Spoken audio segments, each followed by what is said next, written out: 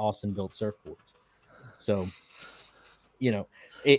we sacrifice a familiarity and a campfire or barroom atmosphere for longevity. So I believe that if we are more focused on the guest and try to detach ourselves from the conversation, it allows us to perpetuate, because we're only given this much of ourselves. So over 100 episodes, you won't get the whole pie. But if it was more casual, all of us talking as a group, 25 episodes in, you've heard every story I've got. None of us are that interesting. Yeah, we're very aware that a lot of our audience know a lot about me and Andy. Isn't it weird too? Like, we're all just so normal, but there are people out there that they've listened. I've never met them in person, but they've heard me talk for 2 years, and they know things about me and my personality or stories. I don't even remember what I told on last week's episode. We'll have some where I'm telling something, and Austin goes, "You talked about that 2 weeks ago," and I'm like, "Oh, okay, we'll edit that out," and we're heavily edited too. And so, but there's somebody out there who's never met me, listens to me every once a week on their car ride in, and know me pretty intimately, and it's almost kind of terrifying. Yeah, you just got to hope that they're one of the nice people when they do family. Right. Yeah, the kind that send you money in the mail and not sit outside your house waiting to wear your face. I think the styles of podcasts, certainly within the maker community. I mean, you can extend it beyond. I mean, I've got about 120 podcasts in my catalog, some of which are kind of waiting to listen to. So there's probably about 110 that are in my kind of those are the ones I listen to. Some I still have many episodes to listen to and back catalogs. Some I'm fully up to date with, like yours, and the variety of style, I think, is just sort of testament almost to the variety within the maker community. There are there's a few that I listen to that's like it's two people, and it's two people. They just talk to each other about what they've been doing for the last week or the last month if they've had a bit of a break, and it's just nice getting to actually, like you say, getting to know those people. There's some of them I'll never meet. There's a bunch of them I'll never meet them. They're just I kind of follow them on Instagram, but I don't really interact with them on Instagram, partly because of the way the algorithm doesn't feed their stuff through to me, and they're not as maybe forward in my mind as other people are that I might go looking for. But it's just nice to kind of get that, hear those people. It's just a conversation between them, and it's just the same two people. Then there are the guest ones. And I particularly like your podcast and the way that you kind of have those sort of segments. You have a little chat, what you've been up to, and then it's into the guest, and you're not just chatting generally to the guest, because so many, I mean, what we do, slightly different again, but Carnage. Most guest interviews kind of focus on the same questions, and it's the same stuff. And I could be a stand-in for Jimmy DiResta, because I've heard so many of the same interview for Jimmy DiResta and Bob Claggett. And the fact that you kind of focus on one or two projects, or it's not necessarily projects, but you have a focus. You've got a laser focus on what you want to talk about. And it's exactly the reason that you said. I didn't want. So I'm not anyone special. I've got a little bit of a following, but nothing. I'm not Jimmy DiResta by far. I'm not Jimmy DiResta's shoes. His shoes would have a bigger account than I've got. We were looking. So we sat down. Christy and Austin wanted to do a podcast, and I volunteered myself to join them. And then, so we kind of sat down and we're like, well, what's the theme going to be? How are we going to do this? Because my whole thing was, I can't give you time. And we do the same thing that someone else could listen to somewhere else. Because the reality is, Austin's an extremely talented person, and Christy is a very social person. And so those are great qualities. And I'm really lacking on both of those. I could talk to anyone, but I don't want to talk to anyone. And I could make anything I want, but I don't want to give the time to do that. And so I'm like, how do we separate ourselves from everyone else? And that's when we said, well, look, we can't interview someone and it's the same story that they were able to tell on a previous podcast. Yeah. In 77 episodes, I think we've had 2 that no matter what question we asked, the guest had a script and they just dove back into their script. Outside of that, we've been really successful on getting unique perspectives out of people.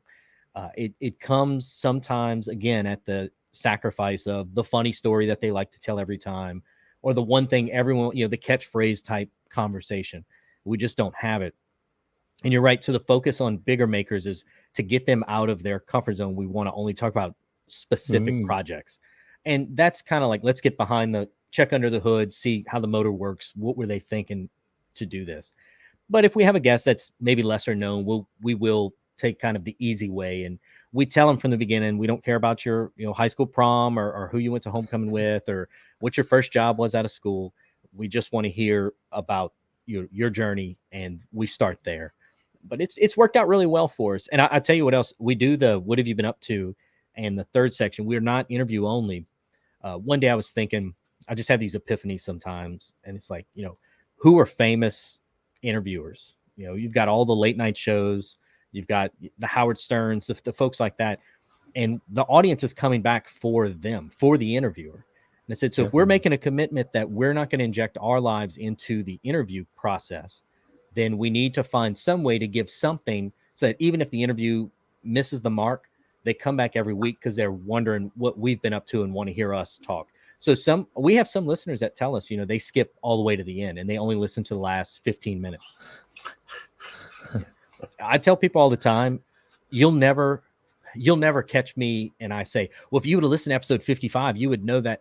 If you tell me I'm too busy to listen to your podcast, that's the best case scenario, because that means you're being active, you're living your life, you're doing things. Now, we put it out for people to listen to, but from my perspective, look, like you said, you had 100 podcasts to listen to. I'm a very brand loyal person myself. And once my queue's full, that's it. There's no room for new. And that's not a place I like to be. So if you're too busy to listen to me, that's fine. I mean, I'm happy to say that I still haven't got around to listening to you guys. No problem. No problem at all, Jamie. I heard y'all talk about us maybe 2 weeks ago. I think it was maybe the neurodiversity episode or the one after. And I haven't listened to all of y'all's. And we've got brave if you did. we do stupidly long podcasts. And it. That's a unique thing, though. So what it does is the format in the Waffle, it does the same thing that we do by drilling down. Is you never know where it's going to end up. Totally. I've had some of y'all's on just while I'm doing other things. I'm working on an Adobe document or something, and I'm editing, and I stop. I'm like, how did they get here? What winding road did they take to get here? If it's any consolation, that's exactly where we are with it as well. How did we get to this topic? And how did we get from this one to this one? The other thing, and I think it's just a geographic type distinction. Y'all are very polite and purposeful in the cadence of your conversations. They have a certain speed to them. And whereas you pause on ours, somebody's coming in on top of you. And so we have hand signals where we let other people know as soon as this last breath is out, I'm coming in. And then even when we edit, I edit breaths out because we've kind of come around that our goal was always an hour and 15 minutes, but we've had a few where maybe we went a little too long with the guests. It was all good stuff and we could have gone another hour, but it leaves what our mission statement is. So we're going to try to narrow down the interview portion and get back under an hour. And then that way, I know people listen to it faster, 1.5 speed. They can maybe get one of our episodes out in a car ride to work or something. I think that's where most podcasts kind of sort of aim for. I think that commute market, and I know for us, it's we've had messages people say, "Well, that's my commute for the week sorted out." Well, yes, some podcasts are just fast. Just like I love Hardcore History, but once he drops an episode, I'm so glad it's only once a year or once every 6 months, because that's my next 2 weeks. That's all I'm listening to is Dan Carlson. I'm not listening to anybody else. No books. I hope the library lets me renew them because this is it for 2 weeks. I have been told about a particular podcast that I do need to apparently check out. And the episodes are usually somewhere in the region of 6 to 12 hours. Whose podcast is that? Who's that? I was going to say, whose is that? It's a psychology podcast. Yeah, George R.R. Martin. I mean, Joe Rogan does. I believe, I wouldn't know because I've never actually listened to any of his podcasts, but I believe his averaged between 3 and 5 hours. yeah, that's about where he falls in. And we don't need to get into the politics of Joe Rogan, but he's a great interviewer, and that people come back for his casual style. He gets people to get comfortable and say things that they wouldn't say on a news network. And it's crazy the places they go. The other thing, he both is self-admittedly not the smartest man, but he has somebody doing a lot of research for him because he I'm not going to say he knows what he's saying, but he has lots of stuff to say. And it's interesting. But another one, I don't listen to Joe Rogan because it's too much. I've got 12 friends with podcasts. Why would I give Joe Rogan one listen when I can give my 12 friends each a listen? Yeah. Very, very solid point. I don't listen to Dave Matthews Band either. Dave Matthews has enough fans. He don't need me. Psychology in Seattle is that podcast. The bog standard episodes seem to be sensible length, but apparently the Patreon episodes are like deep dives that can go on for days. I've never been to Seattle, but if it's like Portland, they could use all the psychology they can get. I was wanting to go to Seattle. I think it was possibly kind of just to be a bit Frasier. I think it was probably Frasier. I think. Sure. It was like There was also, what else was it? Because Seattle's Oregon. Yep. Oh, Washington. But right. But Washington and Oregon are next to each other. Right, because there used to be top left. A long time ago when I was into sort of backpacking. It'd be a great place to go. Outdoor Research are based kind of in that way, and their kit was really good. And I always used to think, I'm sure that if they're making kit like this, there must be a nice place to go walking. I'd seen a few pictures and things. I thought, I'd like to go there one day. That part of the country is beautiful, and I know where y'all are at is very diverse as well. But the U.S. is just so big that you can really find anything you want to look for. And that specific part of the U.S. it's the way the mountain ranges work. It's very rainy, but it's not as cold as, like Minnesota or something that's equally latitude, but it's on the other side of the mountains. So they get a lot of rain, but it also protects them from a lot of those fronts. And we went to Portland. I didn't care for the city much, but the state of Oregon was beautiful. And we went zip lining and went to Mount Hood and did all that kind of stuff. Hiked, saw some waterfalls. I like the outdoors. I'm just physically not the fittest, but my wife is in excellent shape and she also loves the outdoors. So sometimes you do what your loved ones want you to do. And so Mount Hood is one of the biggest mountains in the U.S., and it's got a great ski culture, and there's all these waterfalls all around it. And so we go see Mount Hood, and we leave the Columbia Rivers right there. And so the outfitter Columbia, that's where they're named after. They're from that part of the country as well. So we stop, and there's this waterfall, and we walk to the water. Well, my wife wants to walk and see this waterfall. So we park the car, and we get a few hundred feet into the woods, and there's a sign that says, rock slide, trail close, go the other way. And the change in distance, it was 1.5 miles, and it went to 7 miles because you're walking around the mountain to get to this waterfall. And she's like, oh, this will be great. Let's go. And I'm like, we have no water. We have no food. I'm wearing jeans. I'm like, all right, let's go. Yeah, 7 miles there and then 7 miles back. And there was a point where I'm like, this is it. This is where I die. They find me on this pile of rocks down here, and there's 6th graders running past me in Crocs and backpacks, and I'm planning out my funeral arrangements. I'm like, I'm just not going to make it. So she got to the waterfall. I eventually got there, and it took me so long that she was ready to leave. She had seen all she wanted to see by the time I got there. And so that was our last. We did another one. Colorado's very outdoorsy place, and so there's a city north of Denver called Estes Park. And they had a marathon. So my wife wants to run this marathon in Estes Park. And I go, okay, I'll tell you what, I'll sign up for the 5K and we'll race. And whoever makes it to the finish line first wins. So I'm only running 5 kilometers and she's running a full marathon. And my race started an hour before hers or 30 minutes before hers. But it was still like, if you looked at her splits and what it was going to take me to run the 3 miles, it was going to be close. And so I always joke, we've raced 4 times and I've beat her all 4 times, and that was one. But I ran 3 miles and, she ran 26, and I had a half-hour head start. It's the way to go. I'm not in the fitness to do anything now either. But I think the last holiday we had together, my wife and I, before our first child was born, my wife was actually pregnant at the time, and we went to Austria. It's a lovely place. It was in the summer. It was a stupidly hot summer. It was kind of like, there was like a few hundred people died across Europe because it was so hot. But it was in the mountains. It was Austrian Tyrol. It was lovely. It was a nice place to be.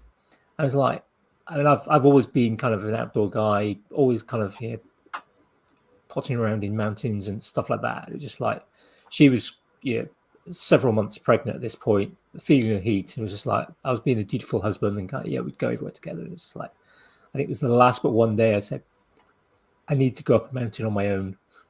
So we both went up. We took a chairlift up to the it's like a ski lift. We took it up to the kind of top, and there was a restaurant. There was some nice things to walk around, and there was this crazy dog that had been shaved to make it look like it was a lion. All those sort of things you get. It was nice, and it's like, right. I said, I will be back in 4 hours' time. And I'd been looking at the maps, kind of working out how far can I get in 2 hours, and then I had 2 hours to get back. And I was the mad Brit running along the trails.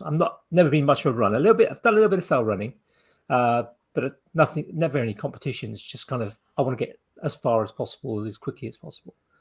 And I was kind of, people. There were lots of power walkers with big long Nordic poles, and it's like, there was me kind of just literally pegging past them in the heat. It was about middle of the day pretty much, trying to get as much vacation in as you could in 2 hours. And I wanted to get the Tyrol is famous. A lot of the peaks are really kind of they're pointy. It's not like they're not like big long ridges. There are some nice ridges, but there's quite a lot of pointy hills. It was like, sort of like, where's the pointiest, tallest hill I can get to in 2 hours from the sort of top of the ski lift? And it was like, just about did it. Got to the top, and there wasn't much space at the top, and there was this German couple there who spoke hardly any English. In fact, no English. Middle-aged couple. I was there with very little German, kind of having a conversation about how great the mountains were. And it was just like, and they were just like, yeah, you're nuts. And I sort of turned around and pegged back and got back, just like, I think it was maybe about 5 minutes late. That's how what it was, sort of German mountain rescue being called out. Isn't it amazing how sometimes waiting can be more painful than doing? The waiting for her to catch up is more frustrating than putting in the work. I quite often do that if I'm driving somewhere and hit traffic. I'll drive longer distance just to keep moving, rather than just sitting there. Even if I'm going to be about the same time arriving, I'd rather just still be moving and doing something than. I've known people like that. Yeah. I'll do it unless I'm actively going to be somewhere and do nothing. If I'm intending to be doing something and then I'm stopped from it, it feels weird. I was trying to think of all the differences between the two cultures so that I don't say something and get myself in trouble. And I think the accent covers you. You're fine. Well, I don't know if I get a pass. I guess they couldn't find me. But driving and traffic were one I was thinking about. Just I've never been to Europe. I've been to Australia and Mexico and South America, but I've never been to Europe. And I know y'all pay a lot more for petrol than we pay for gasoline. But I was also wondering, like, just driving habits, because I drive like a madman. But we can. I mean, the roads are 8 lanes wide. You can do whatever you want. Yeah, whereas a lot of our roads are the width of one of your cars. So, okay, I guess that's true. Maybe it is only in America, the size of the cars. We are our house is 70 years old. I know that's a blip in your world, but there are new houses everywhere over here. Our house is 70 years old. The neighborhood we like to go for dinner it's 100 plus years old, and the roads, like, how did they build roads for these cars in the 20s and 30s and 40s and 50s, and then they expect two Suburbans to drive down them, or full size trucks are. I don't know if y'all have full size trucks over here are obscene. They're Yeah, I obscene. mean, How we big don't they have are. anything like like your sort of 350s and stuff. It's Right. it's you want your F-150s about as big as we're going to get. The odd sort of You get the odd one Dodge on and import. stuff, but I mean, I yeah, saw a Suburban a couple of weeks ago. Gone to pick up a car actually, and took the train up to the town where it was. Walking from the train station to where I had to pick it up, and it was just like, what is that? I mean, it's just like 1.5 times the size of anything else on the road. well, I suppose to give you an idea, Dean, the like parking spaces over here, the legal requirement over here for the size of a parking space is only on a disabled space, and that is 2.4 meters wide, so 8 foot wide by 16 foot long, and that's the legal definition for a disabled space. If it's a normal space, it can be less than that, and they can be 6 foot wide or less. And you hear 16 feet long, and you think that's big. I tell you, this might be something we come back around to. I tell people all the time, the only reason I'm a woodworker is because that's the size of my shop. You do what you have the room to do. If you're into 3D printing, you probably like 3D printing, but you probably also had a workspace that was about only big enough for 3D printers or noise. Same thing with, a lot of people have lasers and stuff, and they're in their garages. If you don't have a garage, a laser gets kind of hard because you have to vent it and do all kind of other stuff. And if my shop was 2 feet longer, it's 20 feet. 20 feet was not enough for me to pull a car in and be able to walk all the way around it. If it was 2 feet longer, I would be a mechanic and not a woodworker. I'd never touch the stuff. And that was the deciding measurement. And so 16 feet sounds gigantic. You could park a car in 16 foot and you can only walk around one side of it because that's about all the space it needs. Well, this is this is just like car parks. This is when they measure and paint the lines for a bay. That's the kind of the size of those. If you think that like some of the pickups that we do have, like the trucks, the big ones for us are things like Nissan Navaras and L200s and things, which are tiny compared to the stuff that you guys drive. Ford Ranger. But they are. Yep. Yeah, but they overhang the bays now. So you quite often get sort of struggles even with the kind of the legal minimums. What genius do you think had the marketing idea to name the same cars different names in different parts of the country? I've never heard of a Nissan Navara, and it's probably something that's across the street. But probably, yeah. Ranger is Ranger here, and F-150 is F-150, but especially the General Motors products, they were even rebadged as totally different products in Europe. I don't know the onus behind that. I would think if you were buying an American car and they had that American name behind it, I mean, Mercedes doesn't change their name. The same, E63 you buy over there is an E63 over here. I don't know what American had in his mind. He had to change the name for every car wherever he sold it. Well, I think because GM is Opel, Vauxhall, Holden. Yep. And I think there's something else in the US, not Chrysler. No, the US. It's so Chevrolet, Pontiac's defunct. That's it. Okay, yeah, that was it. Chevrolet. Yeah, because it was the GTO because they Pontiac GTO. Yeah, so that it all feeds into the same pool across. So that there is a Holden GTO. Holden is the Australian equivalent of the GM kind of fingers in the pies across the world. But even between the UK and Europe, so it would be an Opel in, if you went and bought something from Germany, it would be an Opel badge. There you go. So yeah, it would be an Opel badge in the Frontier. I know what a Frontier is, yeah. In Europe, but it would be a Vauxhall over here. And it's, Yeah, and it's all the same vehicles. we'll pull this back to making, but the one so I have a Land Cruiser.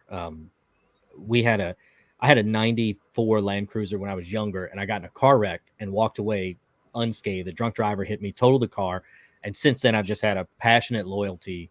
And they're big cars, and I don't have kids. I've got some big dogs. We have some greyhounds, but you can fit a lot of lumber in the back of it. And I think money, it's the best vehicle on the road today, in my opinion. Having said that, they make a Land Cruiser Prado. They don't sell that car here. They sell a Lexus GX 460.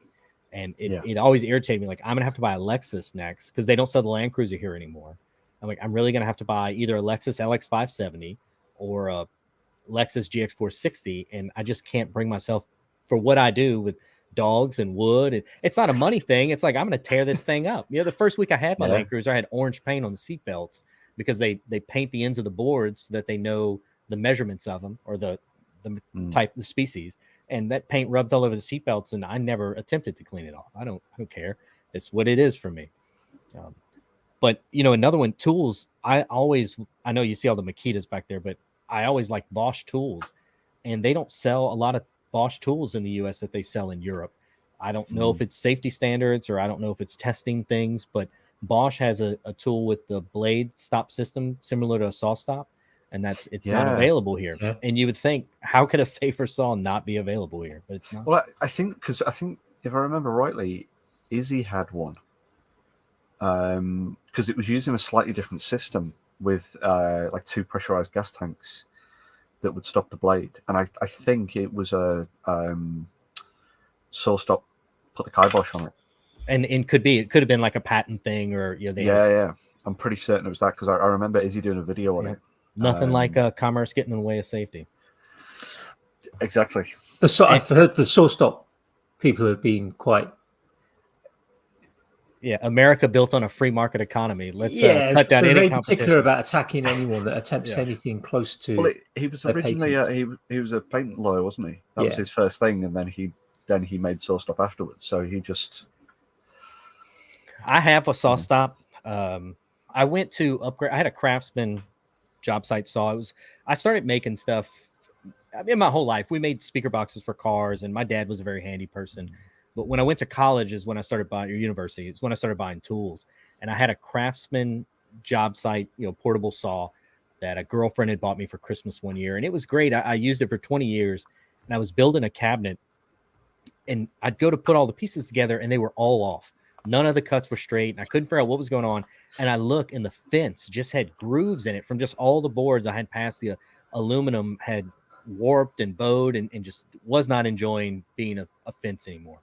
So I could have just got a new fence, but we had lived here, and I had space. So I'm like, I want to buy a nicer saw. And I went and look here at Lowe's is a big box store. They sell a Delta, which it's kind of like, a rebranding of a cheaper tool. But they have a Delta saw, and then Rigid is at Home Depot, and they both had a nice $400 to $600 cabinet saw, cabinet style saw. And so I'm like, I'm going to get one of these. And so we go look, and the guy who put it together there just didn't do a good job. And I'm seeing all this flimsy stuff, and this is my impression is this flimsy floor room model. So I talked to my wife. I said, look, I think I want to get the Jet. It's about $800, and they have them so we have like Rocklers and Woodcrafts, and those are like the next tier, more focused on woodworking and specialty store. Oh yeah.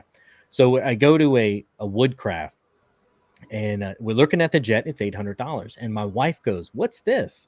And it's the saw stop, and it's much nicer. Well, of course it's much nicer. It was more than double the price. And she's like, tell me about this saw. This one's really nice. Like that one, I still don't see much difference between the 5 and the 8, but there's a huge step up. And my wife is the cheapest person you'll ever meet. And as soon as the salesman told her about the brake, she said, you need to buy this saw. And so some background, my wife's father's a machinist, and his family has a machine shop. Him and his 2 brothers, they run this machine shop. And her whole life, she'd seen, fingers get mangled and clothes get ripped and torn and gashes on heads and hands. And she said, you need to get this because this is the kind of thing that happens and then you're never the same. And what's the money? It's one hospital visit. And I couldn't believe she said it. And so I'm like, well, shit, if she's going to say, okay, I'm going to do it. And I bought the more expensive saw. I don't have the cabinet saw. I have the one right below it, but I got all the cast iron wings for it and stuff. And it's great. It changed the quality of my work and everything was great. I think I bought that saw in 2017. And the first week of COVID lockdown, I'm like, what am I going to do? I'm going to batch out a bunch of Christmas gifts. Let's just get started early. And I'm running cuts and this is literally what I'm thinking. How nice to be able to afford and have access to such a nice saw, to have access to such nice wood. I heard an episode a while back. We do not make pallets out of Purple Heart. That's not true. There's no Purple Heart pallets in America. But I am thinking walnut, just to have access to walnut and at an affordable price and maple. And you can get any exotic you want. I'm in a big city in America and it's a port city. There's just access to anything. And I'm thinking about all this, and then I've got my gripper ripper, and I've got my push stick. I'm just, man, what a situation. I've got the best of everything. This is so nice. And as I'm thinking it, I rip one more cut, and I put the gripper ripper down, and I reach across to grab it, and I ran my hand straight through the blade, through the running blade. I was on cut 32 of 36 cuts, and you couldn't tell me which finger it hit. It's not this one. That's from I tried to carve a bowl, and it didn't go very well. This hand has some wounds on it. I've got that was an X-Acto knife. That was a gouge. Every finger's got a story for sure. But isn't it wonderful the fact that you can do that? You can show your hand and you can say, oh, well, it's not this one, this one, this one, or this one. Right. It's none of these five. Right. That is such a wonderful thing to be able to say that. Yeah. Here's the other thing. If you have a skin contact, so you lose a blade, $50 to $100, depending on what you spend on a blade, US, and you lose a cartridge. A cartridge, $70, I think. They're either 36 or 70. I can't remember. But if you have a skin contact, you mail them the cartridge in exchange for the data from your cartridge for their research. They'll send you a new cartridge. So I thought that was a pretty neat little, Now, it's only for skin contact because 2 weeks ago I had another cartridge fire, not from skin contact. I have a new miter saw sled, and it has an aluminum rail in the back. And I don't know if it's static discharge buildup or maybe there's some blade vibration. And there was they never touched, but they were close enough to set off the magnetic. And aluminum's not magnetic, so I don't know. So there was some kind of interference that it did trigger the blade, the cartridge. And it wasn't as scary the second time because I knew what happened. Isn't it conductivity? So if you were holding the aluminium, aluminum, as you were pushing it towards it, even if there'd be enough maybe air conduction. Absolutely, and I think that is what it was. It was just close enough that the signal, and we can say aluminium. I like that word. I think color is better than however y'all say it, but you're probably right on aluminium. I read a wonderful article this morning on Reddit. I say article, a post on Reddit with it was a guy working remote. It's a British guy working remote for an American company as a graphic designer, and one of his colleagues in the US office was kept flagging up every time he put a U in the word color, and was just getting really kind of irate about it. And sent him a really kind of, curt email, sort of telling him to stop, to respect the use your the language letters of the country he's working in, Jesus Christ. And so he decided that what he would do is just, he apologized. He said, no, I promise from now on I will not use the letter U at all. So every single email following that, there was not a single letter U in any word to it. Apparently, this guy had to keep asking other colleagues to try and translate for him. It's so funny because, I'm sure y'all think that's, country based, but people in general are very, I'm sure y'all have regions that think poorly or about other regions in England. And absolutely, you could go to a different part of America and not understand a single thing they say. Just because we have different words. I'm in Texas now, but I grew up in Louisiana, and Louisiana is a rare place. I mean, it is itself. There's no other place in the U.S. like Louisiana. So you learn how to say things or phrase things. And I'm in Texas, one state over. A hour and 45-minute car ride, I'm back in Louisiana. That's how close it is. And I still to this day say things, and people look at me like, "What? What does that mean?" I've never.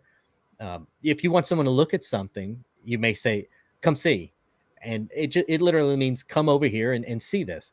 Just come see. It seems pretty reductive to me. I'd go with that. Yeah, that works for me. They're like, well, I've never heard that in my life. And then there's just a lot of French and things back home. Yeah, of and course, so you have bastardized versions of French words that's what I just thought they were. I didn't know they had a different meaning. That's why I always got a kick out of Adam's Australian word of the day on clamp, because there are definitely things that I say and my wife looks at me like, what are you talking about? I've never heard that before. Well, I mean, of course, it's sort of etymologically, a lot of American English is Old English. Sure. So when you folks sort of migrated over there, you sort of simplified what you'd taken over to try and distance yourselves from us, and we did the same thing in kind of we went the other way and tried to make ourselves a little bit more fancy. So we wanted to sound a bit more French and Latin, so we started adding in extra superfluous letters to words that we had, like use.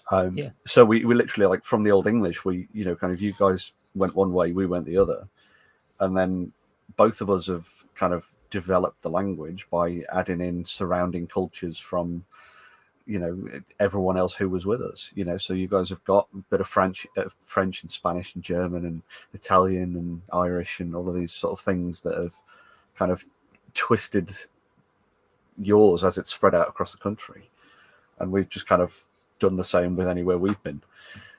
So it's that two countries separated by a common language. The perceived divergence of American and English or British, I don't know the right term for that. It's hilarious because there's no two countries more alike. There's no geographically separated countries more alike than American and England. I would be willing to bet. There's so much we do. I heard y'all had one, you were talking about cities. You were saying, oh, no one outside of England knows this city or that city. There's not a city in your country that doesn't have a version in America. Yeah, of course. I mean, from New York to Birmingham to, there's Austin. I mean, Portland. There's so many cities here that there's a Paris, Texas. There's a Moscow, Texas. I mean, nobody had reinvented the wheel over here. That's for sure. I think it just came down to there's so much space over here that you really, if you didn't like the thumb you were under, you could just pack up and move further west. And you just kept going until you found a thumb you were okay being around. And maybe that's a simpler thing, or, less city and more country or whatever it may be. And then the agrarian society over here just has so much pull and force that it's not about, you never know who has money over here. It's a weird thing. You can't look at anyone and just know this is who they are, because the don't judge a book by its cover. I mean, that's 100%. You could sit next to somebody on public transport and they could own the whole thing, and you never know. Just it's a very interesting place. Texas is super interesting in that way too, because oil money is generational, and so this guy's never done anything in his life, and his dad probably didn't do anything either, but they didn't have to because they've got so much money in the bank. It breeds some very interesting people. Yeah, I can well imagine. That's one of the great things about America in some ways, isn't it? It's that. I mean, again, I'm taking this from the viewpoint of someone that's never been further than the south of France. Yeah, I've never been to the States. That's because that's the right direction. Yeah, the proper south of France, as opposed to the south of England, that's commonly referred to as being the north of France. But yeah, that diversity, and it's the thing. One of the things that kind of I believe that a lot of Americans kind of value is that diversity of culture, diversity of people that you have, and that huge variety. I mean, it is a huge country and large population with so much variation, geographically, socially. It's crazy to me when you hear these narratives of never been more different, never been further apart, all that. And what it is there's just so many people, there's so many different situations, so many different experiences, so many different futures and past. Of course there's going to be differences, but what you said right there, I don't know. I hate to speak from a place of privilege, but I enjoy it. I mean, Houston's a very diverse city, and I appreciate that. Last night, I went to this Halloween party and saw one of my friends who's Indian, and he was telling me about these new restaurants that had opened up in the neighborhood and which ones to go to and which ones not. And he's got a unique perspective on it. And they're not all Indian, but he knows, one was an Indian restaurant and then he went to the one next to it. And I only have that knowledge because I've got a friend who doesn't look like me or doesn't act like me. And I have the utmost respect for my wife. I mean, she is such an impressive person. I feel sorry for anyone who doesn't look around and take advantage of all the opinions and opportunities that are around them. Because if you just live in your lane, you've got that echo chamber and you'd never learn a new way to do anything or a new way to look at anything. And I don't know. I just feel sorry for those people. I think you and I, Andy, we think of ourselves as more rounded, jack of all trades, I guess is the phrase. And sometimes you look at specialists and you're like, wow, I wish I was just a master of a field like this guy. I mean, if you need something, this is the person you think of. If you want to watch a video on this is the person you think of. But I also feel sorry for those people because they sacrificed other experiences to become that proficient. And I hate to keep bringing up things y'all said on obviously I binged a few episodes before we came on, so I'd know which way to roll this. But you had brought up an example of practicing the piano. And it got me thinking, I'd love to hear y'all perspective on this. In today's world, technology has made everything so much more accessible. You want to do dovetails on a box, you just go on YouTube or you read an article.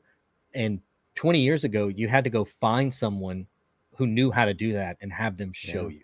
And then you had to practice it, where now, I have a laser and I want to do a logo on a piece of wood. The first thing people do is they go on a message board and go, hey, somebody have this file. Or let me go in Thingiverse. Can I download this file? No one is spending the time to design the file in the CAD program or whatever piece of software they're using and understand feeds and speeds and power and how that all interplays with one another to get to their final result. They just want to download the item and print it out. And what it makes them is proficient. They can print 50 of this thing that they downloaded from somewhere else, but they don't understand any of the art behind it. And so I'm curious, do y'all think technology has helped the maker community, or in some fashion has the access to technology maybe lessened the knowledge base? I think I have a fairly solid perspective on this because I've come from a point of self-development. Because I used to be really, really salty about that. So my background is I've ran 2 careers simultaneously, a career in IT and a career in CAD. So doing things like engineering drawings, architectural drawings as a day job, while also doing professional IT management as well. So I've had this background of dealing with high-level engineering and architectural stuff, planning drawings and things like that, and the technology development over the last kind of 20 years, and have seen that in both of those fields of technology in and of itself making things more accessible, but at the same time kind of usurping what was specialist knowledge. Right. So me going to college and doing the subjects that I did to get special training to be able to have that unique understanding of how a thing works, to then go out into the field and a 13-year-old kid in his bedroom could produce something as good or better for cheaper. And I think that's where we're kind of at with the maker stuff with the technology at the minute, is you've got folks who've been, time served, gone through an apprenticeship in how to cut dovetails and how to sharpen that tenon saw and how to understand to read the wood or read the material that they're using to produce the best result. And then suddenly turning around to see someone half their age go, oh yeah, I downloaded this file, I clicked this button, I ran this bit of free software on this cheap tool, and there you go, I've produced exactly the same thing to the same quality in half the time without needing your specialist background knowledge. And for a long time, I was really salty about that in my professional field, of sort of looking at things going, hang on, I've spent years learning this to get to know why I pressed that button to fix this issue, or why I put this command into this bit of software. And over the last kind of 5 or 10 years or so, I've actively fought against that with myself to get out of that headspace. And I'm seeing that among other folk in the maker community now, when they come into it with this attitude of, CNCs are ruining woodwork, or 3D printing's not going to go anywhere. And then all of a sudden a friend of theirs might hand them something that's been made by that, or go, oh, well, I see you're struggling with this particular thing. So I spent 20 minutes in Fusion 360 and then a couple of hours printing. Here's a jig for you that will solve your specific problem that's taking you days to try and come up with or make something that's correct. And that's what that light bulb moment for them, when they go, shit, maybe this isn't as scary as I thought. If my friend can do it, who's the same age as me, the same experience as me, but has kind of opened their mind up a little bit to it, maybe I can drop my fear of it a little bit. Maybe I can go, well, yeah, I learned a way of doing it, and I can fall back on that if I need to. But then also I can help others when they haven't got that specialist knowledge, but run into those problems. Yeah. And I think that's the key that we need to get to, is a point where people who've got that knowledge and that training can start to use that to help, rather than just throwing vitriol. I take a slightly different tack. I totally agree with what you say there, and I think it's absolutely valid, and I think it fits too. And like a lot of things, we're not talking about something that can just be put down as a black and white answer. Yeah, like many of the topics we talk about, there's shades of grey. There's different directions that need to be considered, and it will often all fit together. But the tack I think I would take with sort of the idea of sort of technology and making is that it's shifted the bell curve completely, and it's made the bell curve a whole lot bigger. Absolutely. So many more people now involved in making than there were 10, 20 years ago. 5 years ago. I can't back that up with any data. There probably isn't an easy way of doing it. But I think the diversity and accessibility of it. The diversity, the accessibility, the ability of people to talk to each other. If you think about kind of I think back. I was talking with somebody last week. Excuse me. The men's shed that I go to. I was talking about a magazine. It's still going, but I don't think it's quite as popular. Magazines aren't as popular as they used to be anyway. And it was called something like Hobby or Hobbycraft, and essentially it was a catalogue, and you'd literally buy this catalogue from news agents, and it had a lot of things like wooden models.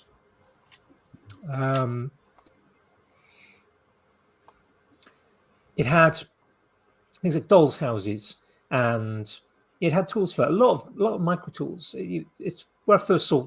Proxon. It was where I first saw Proxon tools. They've been going for a very long time. A lot of very specialist stuff, and there was stuff for jewelry making, all sorts of hobbies. I used to love. My parents used to get it, and I used to love kind of flicking through it. It's the kind of sort of start of gear acquisition syndrome for me. But it was always that kind of thing of like, I'd always go to certain of the hobby types, where there's things like model aircraft. I'd be kind of flicking through kind of the remote control, and there weren't that many remote control aircraft at that time because just the cost of it. But it would just be like the model gliders. So you'd be making a glider, 5 foot wingspan, and you put some rubber bands, cross some rubber bands, take it up the side of a mountain and throw it off, and hope that it didn't destroy itself too much when it landed. And I just enjoyed kind of going through this. But there wasn't really anyone to talk to about those things, apart from immediate family in that case. And unless you were in a club literally a physical club where you would go and meet people. I was a member of a computer club. Yeah, they all turned up with their portable TV and their little portable home computer, whether it was a ZX Spectrum or it was an Oric or whatever it was. You turn up and then people would kind of people show the programs they'd made or just sitting there typing in programs. And unless you had something like that, you didn't get to meet anywhere near the variety of people. You didn't get to see necessarily the variety of hobbies, the different types of making, and go, to see what makes you go, oh, I really want to have a go at that. And then, I think the technology has enabled us to access a whole wide kind of pile of inspiration. It's allowed us to kind of make speedier gains. Not necessarily, I mean, there's some disadvantages to that. The time served apprentice journeyman who's learned, the ways of wood and how the grain lies and how wood cut from a different part of a tree or cut in a different way has works differently if you're trying to make a particular thing. Some of that I don't think is lost, but maybe people aren't necessarily gaining all that when they're making a perfectly suitable piece of furniture. It's a brilliant piece of furniture. They've made it. They haven't gone through all the journeyman. They haven't gone through the apprenticeship, but they've made something amazing. They've used modern tools. You take something like the Shaper Origin, and what that will allow people to do, and how that will allow them to actually circumvent years of chisel work and sawing and things like that, but allows them to maybe then produce more creativity, or just to produce something that somebody else has designed, but then they put it together. And there's a satisfaction for them of doing that. And I think there is a gatekeeping culture where people go, "Oh, that's not proper woodwork because you've used a machine, or you've used something with a motor. That's not proper woodwork. Everything's got to be done by tools that have no electricity involved." And it's sharpened on a stone. Yeah. Well, that's only because the wood costs so much where y'all are at. They're trying to slow their projects down. But I think if somebody wants to take something like Wood by Right. He's got 2 shops basically.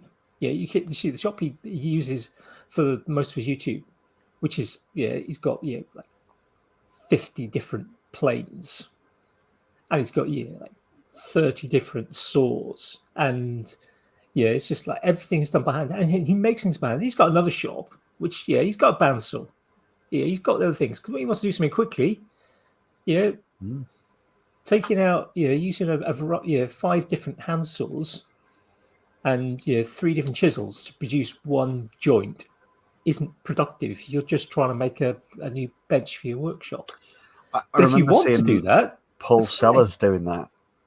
Paul Sellers is kind of classically known as this sort of hand tool. He'll use a bit and brace, and it's the one tenon saw that he's had for 40 years, and he'll show you how to resharpen it and reset it, and then he'll do, build this gorgeous, beautiful kind of heirloom piece. And I remember seeing one of his videos where he built this workbench, and it was fantastic. Of course, it was all hand tools, and it was all beautifully manicured to perfection. And then another episode on one of his things, he's there with an electric drill. It's like, well, hang on a minute, I didn't think you were allowing yourself to do that. Now you're using an electric drill to pop some screws in. You've lost who you were. I wonder if some of the purest of the hand tools comes from that wood is, you remove a piece of wood, it's gone. It's not, you can't weld wood back together. You make a cut, it's cut. Maybe you can glue it, maybe you can patch it or do something like that. But I wonder if some of that just slow planing, chiseling it's about ensuring you're doing the right step.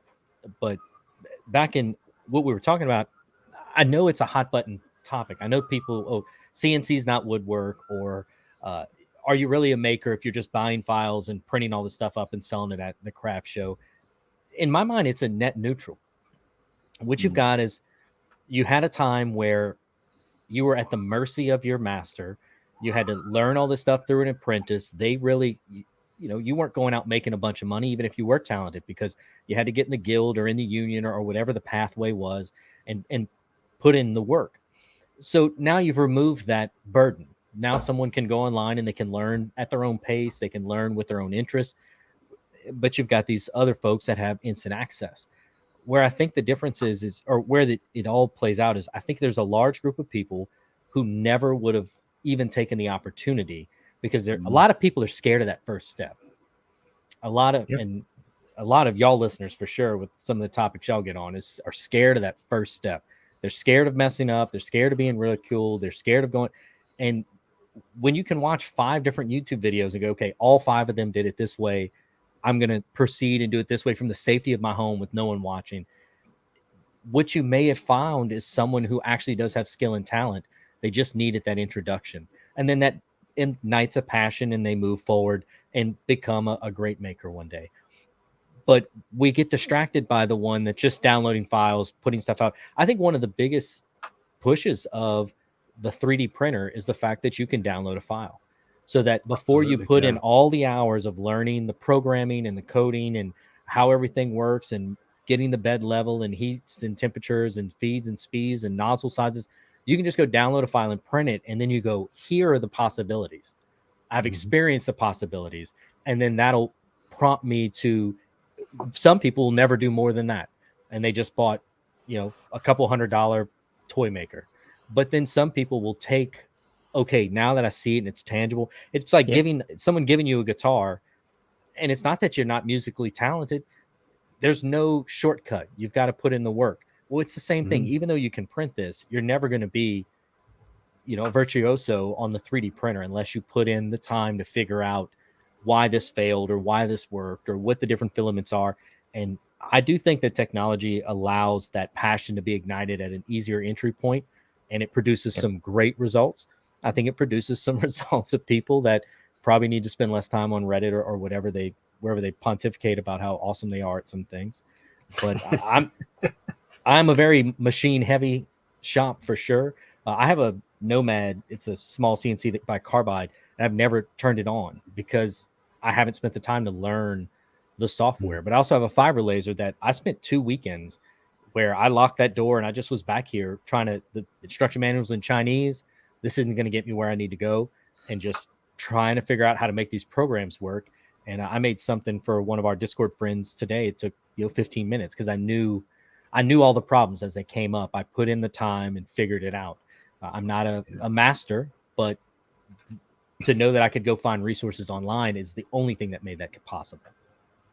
I think that's the thing, isn't it? It's quite often it's not the fear of starting that stops people. Quite often it's the fear of running into a problem and not knowing how to get around it. I know I've got similar kind of struggles myself with, despite the amount of software I tend to use just for work, things like embroidery software. We've had an embroidery machine for years. Oh, I love that. I've never learned the software, and we've got a file that someone else made that I can quite happily set the machine up and run the file off. But to recreate that file, I every time I've looked at the software, it's just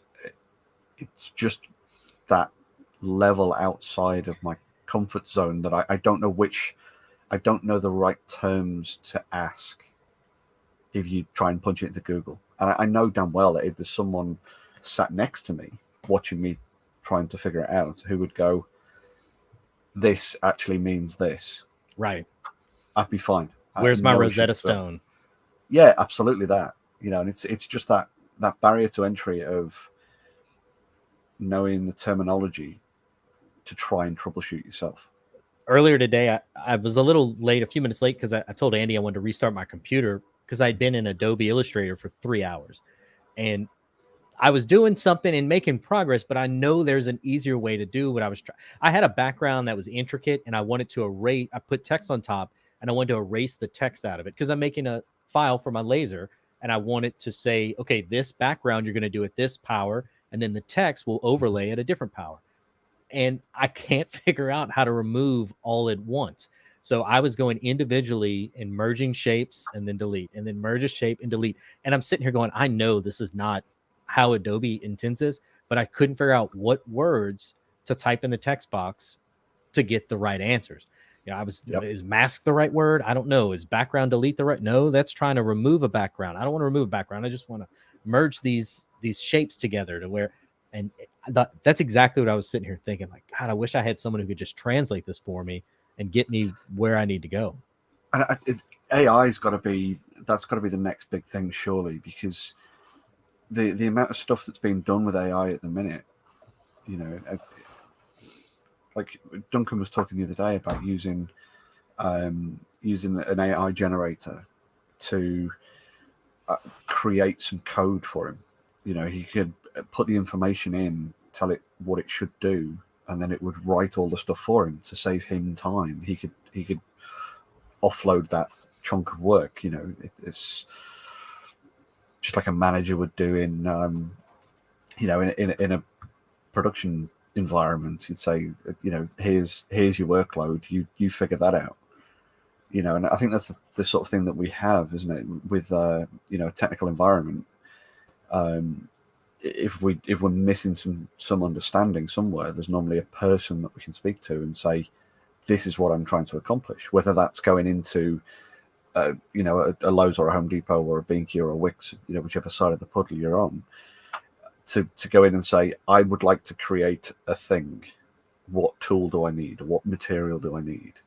And a person there can interpret the garbled question you give them, figure out the problem you're trying to accomplish, and then provide you with the things you need. And like as Neil's just said in the chat there, you know, the needing a search engine to work out what to put in the search engine would be really useful, to be able to say, here's a load of mental dump of the thing I'm struggling with in a language that I currently understand.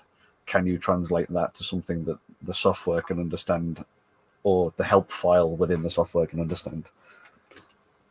It's funny. I do agree with you. I think automation is the key. Any time you can find ways to automate your processes, you know, if you're a maker and you have a product, a lot of times your time is the commodity that you can't recapture. And if you can find jigs or machines or dies to cut it or speed the process up, shipping, whatever it may be. I bought some boxes the other day, and they had boxes that were $1 more per box, but they had an adhesive that sealed, and then the recipient unzipped, like pulled a pull tab. And I was like, you know how much time I would save not taping the box? Yeah. It's well worth the $1 for me to be able to have that function. I didn't buy them in the end because I'm cheap, but I do think there's still, yeah, I do think there's a one big hurdle for AI though. It's you still have to have someone who can put the inputs in right. That worker at the box store that knows the language to tell the machine. So in my professional job, I do safety professionally for an oil company. And I know that oil company probably upsets some people, but we take pride in making sure people are safe and okay. And what I actually do, it's a service group. We take thousands of data points from surveys and incident reports, and we have keys that go off, and then we build reports from that. And so we look for leading and lagging indicators. We look for trends. We look for growing concerns, and then we shift our safety message or our protection techniques or where our finances are going to try to stop things before they happen or to better support people. And I had to hire a 25-year-old because I don't know how to make the reports. I understand what all the surveys mean. I understand what questions to ask and what the outputs are. But when it comes to taking thousands of data points and getting an output that matters, I needed someone more familiar with those programs. And so I get this young data analysis analyst, and he's really great, but he doesn't understand any of the industry history or what this terminology means or what these processes are. And it really is a marriage that even though he can talk to the computer, he doesn't understand what the entry means. And I don't understand how he's getting this output, but I'm able to look and go, look, that can't be right because I know I know that these 5 things did happen, so I don't see those reflective here. Why? And then between the two of us, we can get a quality output. I don't know how long in the future it'll be before the machine can think like that. But once they've emulated you and him. Yeah. When you were talking earlier about the CAD drawing and the outsourcing, my first thought was like, and there goes a job. There's a job loss, because instead of every company having a draftsman or a CAD operator, and now they have one guy that's representing 5 or 10 companies. But it really is true. Whenever one situation closes, there's another opportunity that opens up. And I was going to touch on this. A lot of people hate do you have a file for that? Where's the file for that? Or, hey, here's my new thing. Here's the thing to download so you can make one too. But all that is are people taking advantage of an opportunity. There's someone out there who doesn't want to take the time to learn, and they're willing to give you 99 cents to shortcut. And I'm fine with that, because they're the ones that are going to glue up an oak cutting board end grain to end grain and not understand why it keeps falling apart. They just know that the file cut it out on the machine, and they never put in the time to learn the rest of it. And I tell people all the time, I make a lot of rubber stamps, and if you want to make a stamp, I'll give you the exact recipe, because you're never going to make a stamp as good as me, because you didn't put in the time and R&D to get it to where it's at. I can hand you all the pieces, but that doesn't mean you know how to put them together. And even still, their own unique take on it, their own flair to it as well, because it's never going to be exactly the same. I think we've touched on that a couple of times over the course of the podcast. Yeah, but it's that exit. I think it's several elements to it, isn't there? There's that element of the technology has enabled more people to try things out. And I think, as you said, Dean, sometimes some people, they want to buy a 3D printer. They'll buy a Prusa so they can it's pre-assembled, so they can literally just plug it in, download some files, print it off. And some people are going to be happy with that. And they're just happy to kind of print off a bunch of plastic toys their kids can play with. They can print off a holder for their Alexa or whatever. And there'll be people who will sort of start like that, but then go, oh, this is really cool. Right. I want to try and make something now. So they then spend months learning how to use CAD. Or they will go, actually, I want to make this thing, but I see these people on YouTube doing it, and they've gone to a 0.8 millimeter nozzle rather than using the sort of standard 0.4. Or they're using a 0.1, and they're getting really fine detail from an FDM printer. I want to have a go at that. So they go, right, how do I change the nozzle? And so they find themselves, and they've just bought something to kind of maybe just to scratch a bit of an itch in terms of, there's 3D printing, it's fun, it's easy to do. You just download the file, press the button, and it spits it out. But now they're going, this is interesting, and they develop then a kind of they dive down that rabbit hole, and then they're kind of having to kind of dip into those people who've dedicated themselves to learning the ins and outs. They've built the machines from scratch, built their own machines, and who've taken that expertise. But then there's, this is, I think, one of the beauties of the maker community. You have those people who, they will just, they'll focus on one thing, and it might be 3D printing, but it's not just 3D printing. It's actually a bit more focused than that. All they want to do is build more and more advanced 3D printers. Right. They're not actually worried about what they make. They're very focused on making a machine that will go faster or bigger, and they're not actually that worried about what it is they make, because they're into electromechanical devices, and a 3D printer is this amazing electromechanical device. And they're not really into plastic, but they want to focus on these particular things. Or there'll be somebody who'll go, I like this 3D printing, but I want to mess around with, actually I'm interested in kind of printing in more than 3 dimensions. I want to have the object, and I want to kind of get a 4 or 5 axis 3D printer. So I haven't going to have any supports. And saying 3 dimensions, I thought you were thinking a 4-dimensional printer. Well, yes, of course. It's Is that where it prints on Asgard as well as? Yeah. It just prints over time. Yeah. But you've got those people who kind of will dedicate themselves. Yeah. Like the people who will dedicate themselves to learning the ins and outs of traditional, non-machine based or non-electrical machine based. Yeah, you could argue that a plane and a saw are machines. Yeah. But they're focused on traditional hand, non-powered woodworking, or they're blacksmiths, but then you get with, and this is I think the maker community, you then get the people who go, yeah, I like blacksmithing, but I'm also a bit of an artist, so I'm going to make a bottle opener, but I want to make it looks like it's made from a tentacle. And I want to learn how to do that. I mean, in order to do that, I need to get out the MIG welder needs to come out as well. Give it away, John's secrets here. Well, he's put enough on Instagram. I'm not giving all his secrets away. But you're pulling in. It's not just kind of banging bits of hot metal on a bigger lump of hot metal with another bit of, not hot metal, with another lump of metal. It's taking a machine with electricity and using that and bringing that together. And then you get the people who kind of I'm going to do this, but I'm going to do it on a miniature scale, and I'm going to 3D print some bits to make molds so I can do some lost cast. It's not lost wax, but I'm going to do lost PLA casting for some jewelry. And they're bringing all these things together, and we're seeing amazing things happen. But we're also seeing people gatekeep. We're seeing those people going, that's a load of rubbish. Yeah, that shouldn't be done. That's not the proper way of doing it. Yeah. I'll say this: if you're not upsetting someone, then you're not trying hard enough. Yeah. If everybody is happy with what you're doing, then you're not trying hard enough. You need to do more, because, right? I mean, you can't make everybody happy. You need to make yourself happy.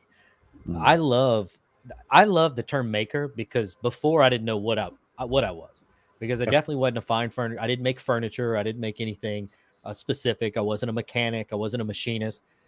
But there's not a thing you can see around me 360 that doesn't have my touch on it. I mean, this monitor that I'm looking at y'all in, it's 2 inches higher because I wanted my laptop under it. So I took it off. I re-drilled the holes, rethreaded the holes so I could move the monitor up. The audio input device, for the clamp challenge, I made a deal that would clip on to the monitor stand so I could articulate it and hold it in a certain spot. I mean, there's nothing around me that I don't put a sticker on at the base level to take it apart and start drilling holes in it at the extreme level. I've got a 1987 Porsche 911. It was, I was one of those guys that grew up with the car posters on the wall, and that was going to be that's what I want. I want a Porsche. Well, my wife was from Houston. I'm not from here, and she wanted to move back home. And so the deal was we'd move to Texas, but I want to be able to get a car if we move. And so she was like, okay, deal. And that was right when the prices started to really jump up. And so the one I had on my wall, I couldn't quite afford. And then I waited too long and I couldn't really afford the one under it. And so finally I came across one. It was a little older than I was looking for, but I got it and I got my car. And I was driving one day and I didn't want to do anything to it. I'd wax it mostly, drive it sometimes. And I was driving one day and I went to turn left and a guy went to go around me and he hit the front of the car and glass flies in the air and paint's all over the place. And my stomach just sank. And I'm like, this is it. The car is worthless now. I can't afford to fix it. It's going to have an accident on it. What was the point of this? It was the most freeing experience because now I could do whatever I want. And whenever I reshifted my focus, that it wasn't, I'm not holding this car and curating it for the next person. This is my car. And I came home and I spray painted where the paint had been scratched. And you can't tell the difference because I'm a maker. I've got 7 different shades of red spray paint. So I found the one closest. I've taken the entire interior out that car. I went from the plush Porsche carpet to a square weave Volkswagen carpet because I wanted something that it was easier to get the dog hair out of because there's so many dogs in my house. Actually, the seats, this is a funny story to connect the pond. I wanted to go to a race style seat, and it had this white leather 80s interior. And so I took all the white out and I went black. But before I rewrapped the seats, I was like, I just kind of want something more like 50 Spider, just real small, real basic. If I get hit, I'm going to die anyway. I'm not really that worried about it. Let's just get as small and compact as we can get. And so I go to the auto parts store up the road, and I think the seats were $1,200 for two.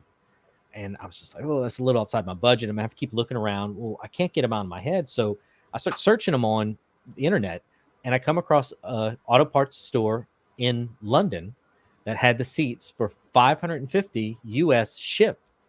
And so I bought the seat. Wow. The store here was 15 minutes up the road. And I bought the two seats from Europe, from England, and had them shipped over for half the price of what they would have been to buy here. Then I got in touch with a loom, and I'm not Scottish or anything, but Porsche had the plaid seats in the 70s and 80s. And so I wanted these plaid inserts in the seats. They were black corduroy, and I wanted to take the corduroy out and do plaid. So I got in touch with this loom in Scotland, and I was like, my car is red and black. I want a red, black and gray weave. What do you got? And they came up with a tartan, and they're like, it takes us 2 months to produce. I said, take your time. Seats are coming from over there too. I don't care. And got that put together and shipped over, and had a guy. And I like to sew. I do a lot of sewing stuff. I didn't sew those just because I had really invested a lot of time in getting the materials, so I didn't want to mess it up. But it's my favorite part of the car, that these seats, no one else has an interior like what I have. And so I've got the seat inserts, and then I found other places. You want to talk about the maker mentality. So where the key on a Porsche is on the left. So we sit on the left, and then the key is on the left, and they have a little round plate around it so that you don't scratch your dash up trying to put the key in, and it unscrews. And so I unscrewed that, and I came back here and covered it in that tartan fabric. And so I'm taking a part off of an 80s Porsche that I don't know if I'll be able to get again if I need to. And I glued that on there. And then the other thing, it had air condition, and it's hot in Texas, but I really wasn't going to use the air condition, and it got in the way of this 80s Porsche has some gaskets that leak, and they're hard to reach with all the heater and everything in there. So the air condition is one of the things that takes up space. So it's like, I either need to be able to be comfortable and the car gets sat up every now and then because I can't reach these gaskets, or be uncomfortable, but I'm always on the road. And so I took the air condition out. And so I'm like, well, I don't need all these controls. And I took the center console out of this 80s Porsche and put it on the bandsaw and cut the top off. Cause like, I don't need any of this extra stuff in the way. I want it where it's open and clean, and I don't want any of this nonsense. And I cut it on a bandsaw. My wife walked back here and just shook her head and walked back out. I bought an Audi in 2011. And the day I got it, I was spray painting all the emblems. It was black, and I was spray painting all the emblems black. And she walked in the garage and just like, what are you doing? You're painting a note on this car? I'm like, I want black emblems. I can't, there's nothing in here that I haven't done something to. I love that just way of life, though, because everything is yours. It is intrinsically a part of you and your story. So to have those little customizations, or, I quite often find myself doing similar sort of stuff with, new things. If I'm, if Amazon delivers a new toy while I'm in the middle of working, it's, I'll be playing with it and examining it while I'm, waiting for drawings to load up or something. Even if it's little things like, cutting, if there's like slight bits of raised flashing from the mold, or, things like that. Just got to come off, sand it off. Yeah. Yeah. Just little bits of refinement or optimization or adjustments or tweaks, or a little bit of something here and there, just to have your bit of touch to it. If you are a maker listening and you like to customize and modify, or you have a Cricut and you like that kind of thing, a laser is an unbelievable accessory. And it seems so wasteful to have such an expensive thing. But so my wife has a coworker who's leaving, and she's like, I want to get him a gift. What can I get him? I was like, what about an ink pen? I've got 25 that I've turned sitting in. I stock up on gifts, and I'm like, I've got 25 in the gift closet. Go pick one out. Can we put his initials on them? Absolutely. It takes a minute to do the design, 30 seconds to run the laser. He's got a custom handmade ink pen as a gift. I have a shelf in here. I think I have 85 coasters, multiple serving trays. So if someone calls, hey, do you want to come watch a American football game at our house? And I'm like, yeah, what do you want us to bring? I'll bring something to snack on. I'll grab one of these little marble serving trays and I'll put their last name on it. And then I leave it. Now I don't have to take my dishes home. It's theirs now. It's got their name on it. They've got a nice gift. But a laser is so freeing if you're the kind of person that likes to personalize things and do little touches like that. It's been a lot of fun. Do you have any lasers? I don't believe you do, Andy. No, I don't. No. Jamie, you got any lasers? I did. But I made the mistake of building a big enclosure for it and getting halfway down the rabbit hole of modifying it and upgrading it and all the rest of the stuff. Didn't actually get around to using it much, so I gave it away to a friend. Space is precious. Yeah, exactly. So it's now more of an electronics bench than a laser storage bench. But yeah, I keep looking at sort of friends of mine who've got ones that are newer generations and things, and going, it's definitely on the wish list now. This last year, I'd say possibly even this last 6 months, the number of diode lasers that are coming out and the pace of development and the pricing has dropped dramatically. Yep. Absolutely. What's available for a few $100 is just absolutely amazing. My first laser was a 2.5 watt diode, 2.8 watt diode. And for the laser and the 3D printed, because I didn't have a 3D printer, for them to 3D print all the hookups to go onto my CNC. So no controller. I had a controller, no gantries, no motors, just the laser and a 3D printed enclosure to go on. It was $600 US. Jeez. And so it's probably was $780, something like that over there. But that was 6 years ago or so. And I have two more since then. But I'm seeing this what's the one everyone has now? It's an open rail system and it's a diode laser.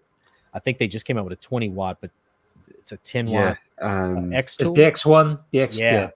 That is unbelievable. It's still not free. I mean, it's $800 US, I believe, something like that, which is money. But okay, so here's something I always tell people about. You have to invest in yourself. I understand money doesn't grow on trees, and a lot of us have families and other commitments, the rent's due, things like that. But if you're a maker and you sell things and you want to sell things, okay, I'm a maker and I have a saw and I make cutting boards. And I go, but man, it cost me $50 to make a cutting board. I'm only selling them for $70. There's just not enough margin there when you take into time and effort and all that other stuff. That's because the barrier to entry is low. As the barrier to entry increases, so does your profit margin and the lack of, there's less competition because not as many people have the access to these tools. That's why, somehow they can still charge like $35 for a custom hat because Jamie's the only one with an embroidery machine that he's not using. And everybody else has a large margin in there for their hats. So things like lasers, I say anything under $1,000 US, if you are committed to make a product to sell and put forth the effort, I 100% believe you will make the money back in months, not years, in months. That if you can go and get basic, simple cutting boards from an IKEA or a discount seller, and all you offer is a customization and you mark it up $15-20. People come out the woodwork for that stuff, especially if it's value. They buy multiple items and you can make your money back. That first laser I got, I made the money back in a year, I think, but I didn't know what things went for. And then I spent the money on a Glowforge, which is a very expensive machine for it. It has extreme limitations, a very small bed for the price, and very low clearance. So the clearance is so low, you can do no 360 stuff, no glasses, no tumblers. It's only flat base items. Yeah. And then the bed is very small for the price. Now you can get a Chinese laser for half the price, but it's a much larger learning curve. Point being though, I purchased that Glowforge, was lucky enough to find an industrial client, and it paid for itself in 2.5 months. I mean, I wouldn't have believed it, but you have to be willing to hustle and put a product out there and do the legwork to sell items. But these machines pay for themselves. $700 for an X-Tool D1 Christmas season, it would pay for itself if you're committed to make a run at this.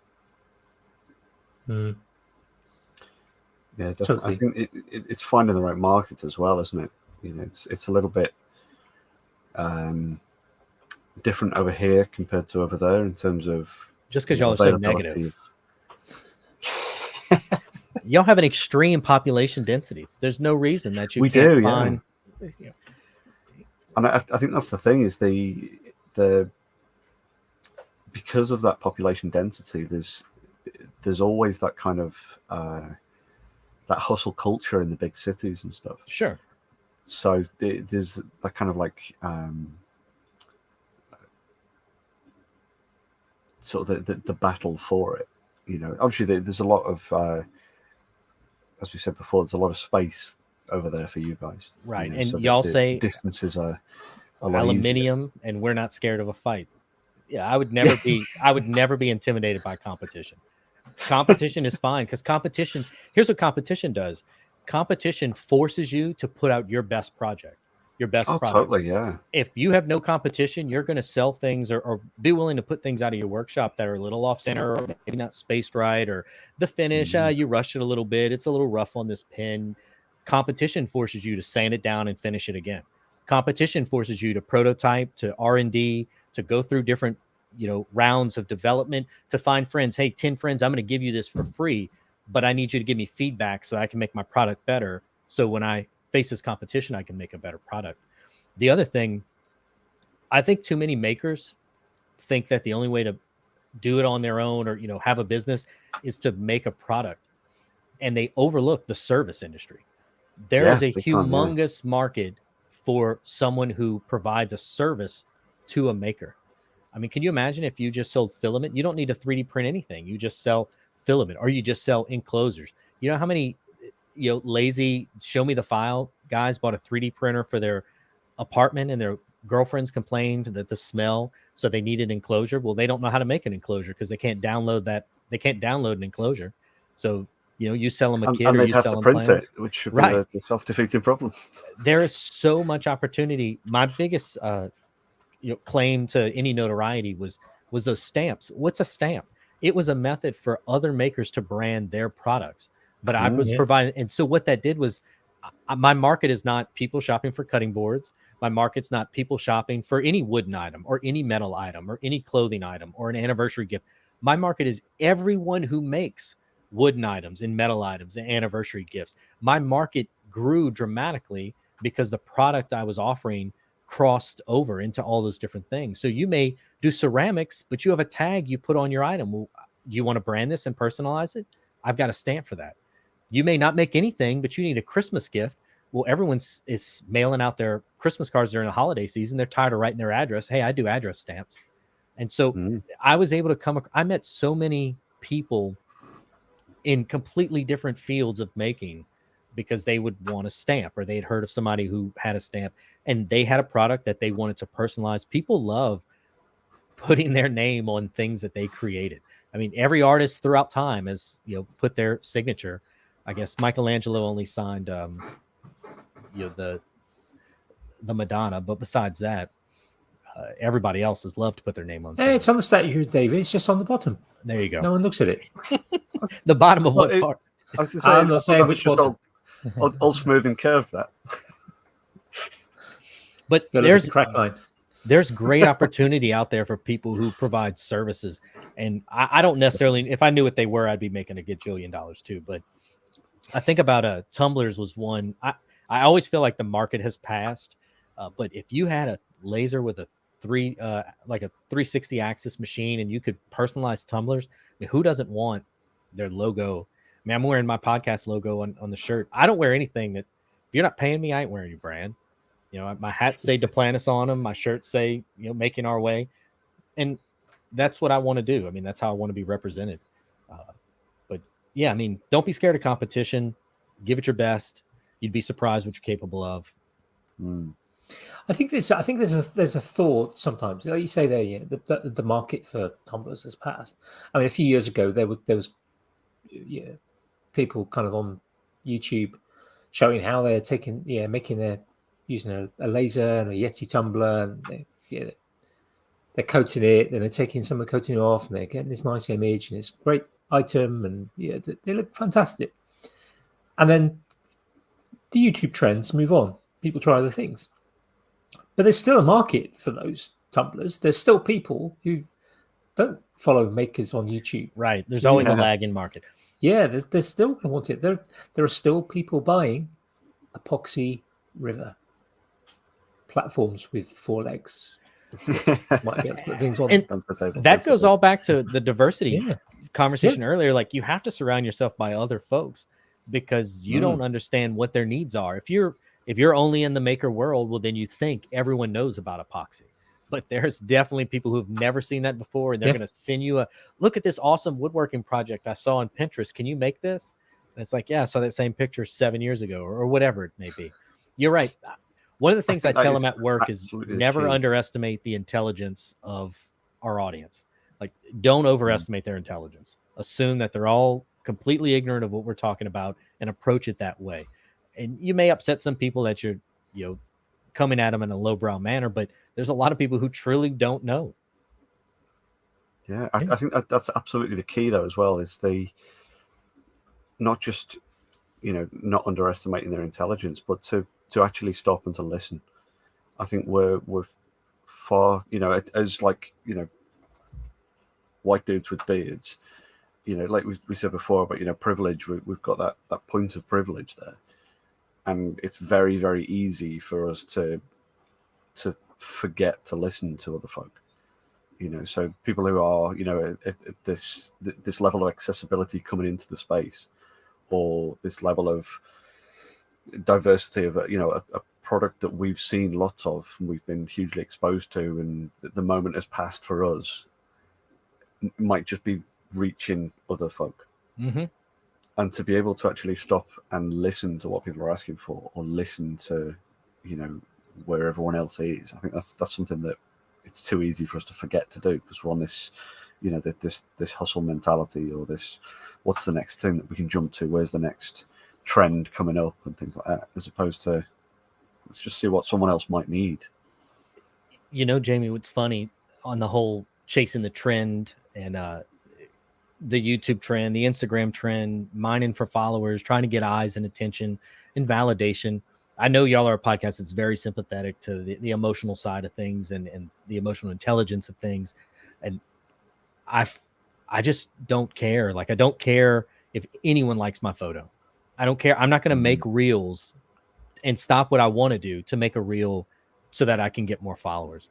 I don't see the value, because in the end, the trend's going to keep moving.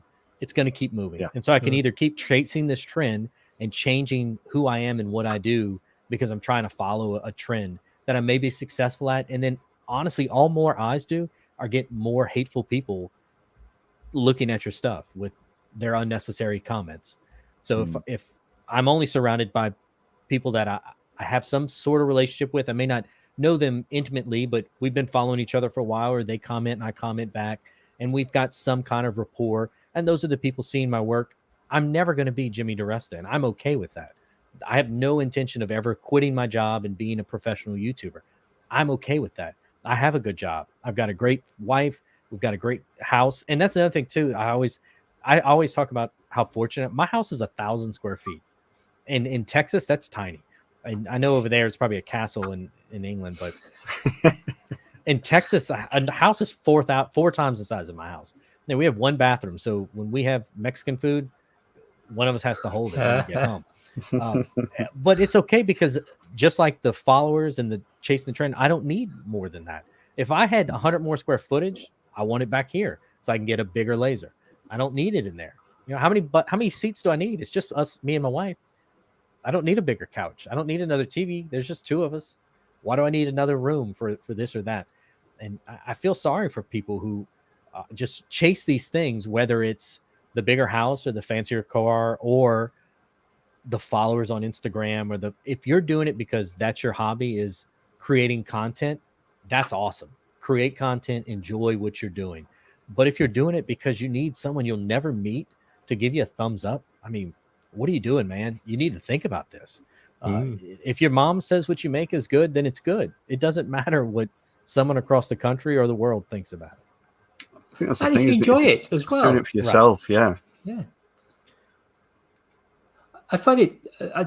I get a bit not cross, I suppose, but you talk to somebody sometimes, and it's like, "Oh, I want to start a YouTube channel," and it's like, "Yeah, okay, yeah, fine. You want to start a YouTube channel? You kind of delve into maybe why they want to do it." And for some people, yeah, they they want to, maybe they see the big numbers, they see the people who are making a living from it, and they kind of maybe yearn after that.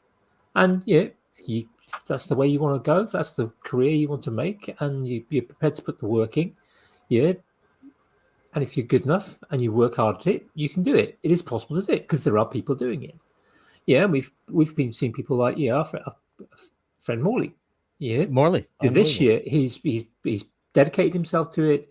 He's put a lot of work in. He has seen the growth. He is now getting to a point where it's a career. It's his job. He's a professional YouTuber, and yes, he's having to pick other work to kind of help pay the bills, but yeah, he's growing because he's dedicated to it. It's not an overnight success. Yeah, it's like every overnight success. Yeah, it's taken 5-10 years in the making, but he's put the effort in, and that's what he wants to do. He's enjoying doing it.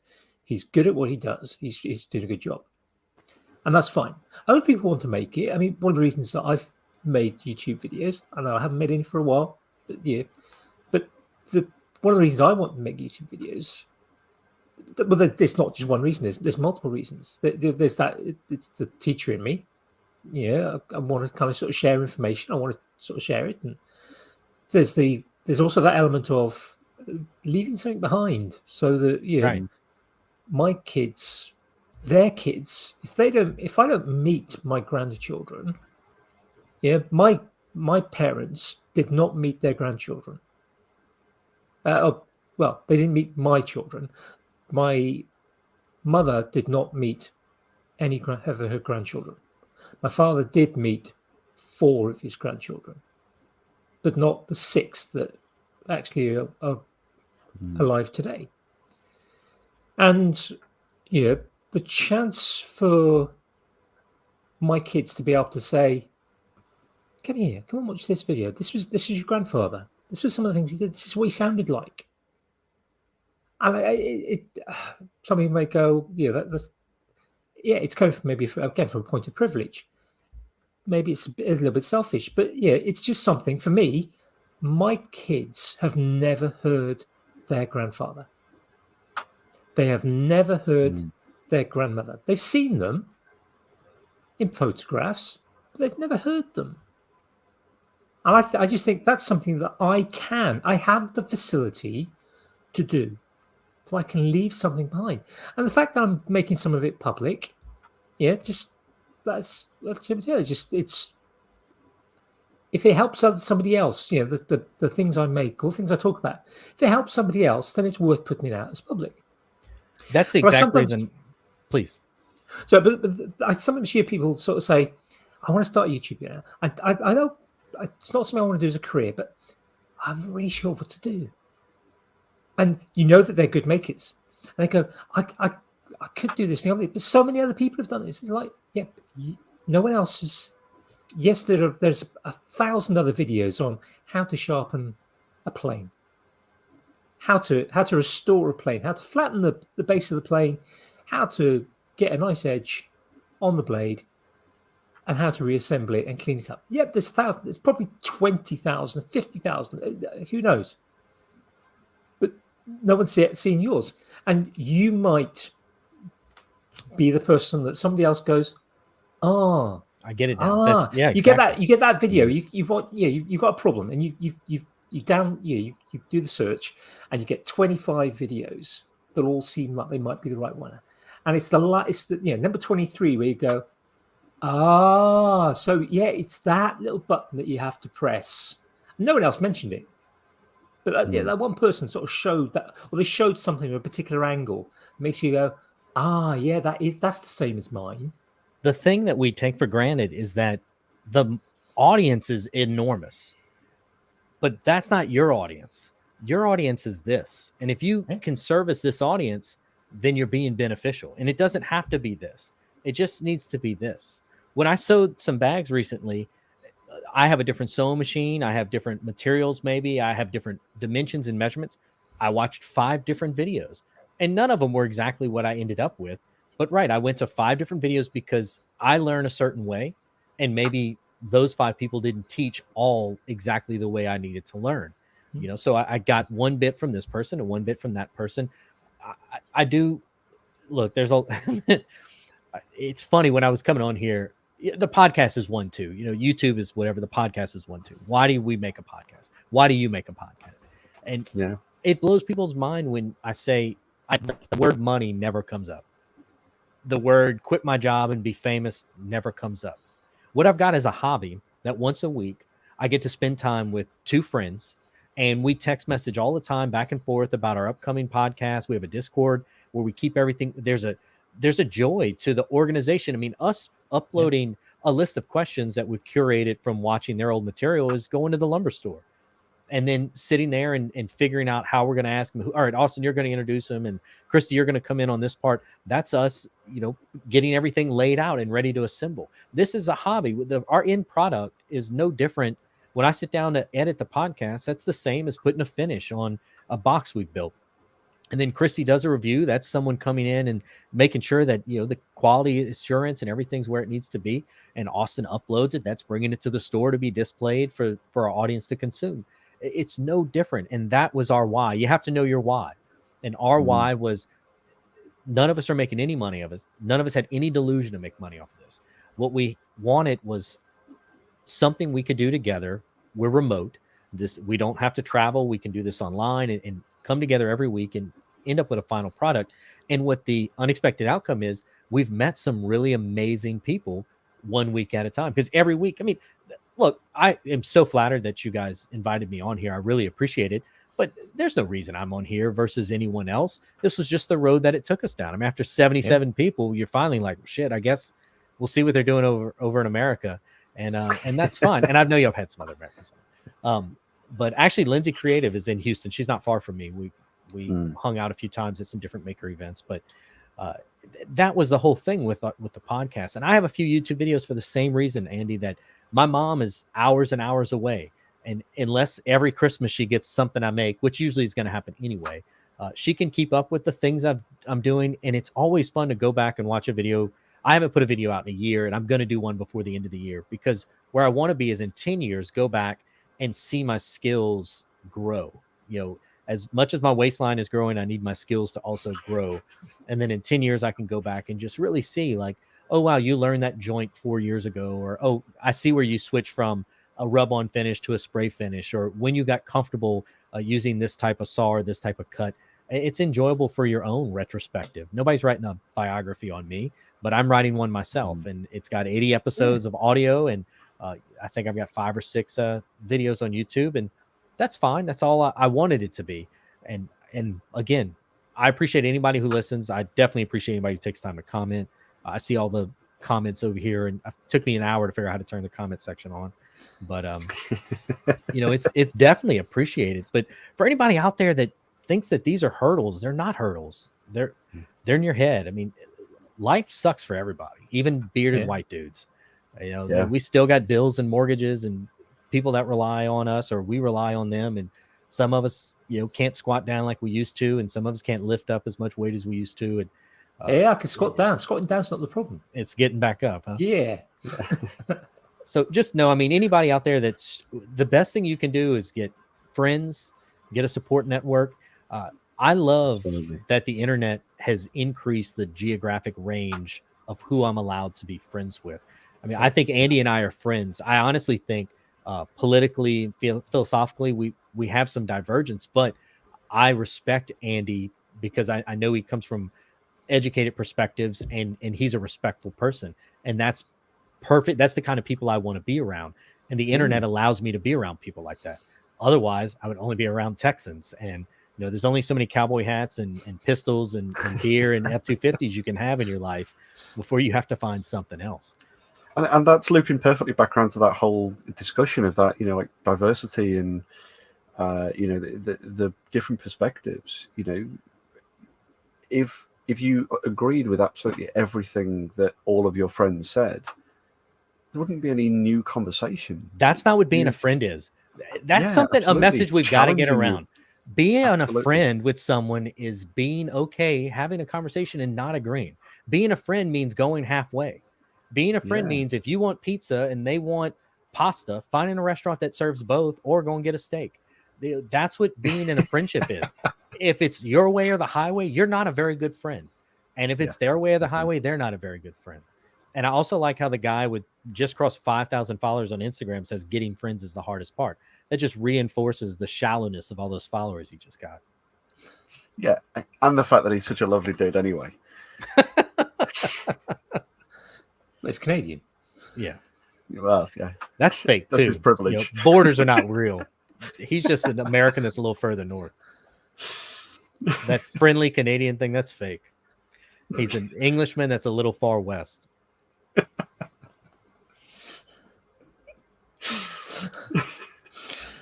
I'll follow that up. Yeah. No.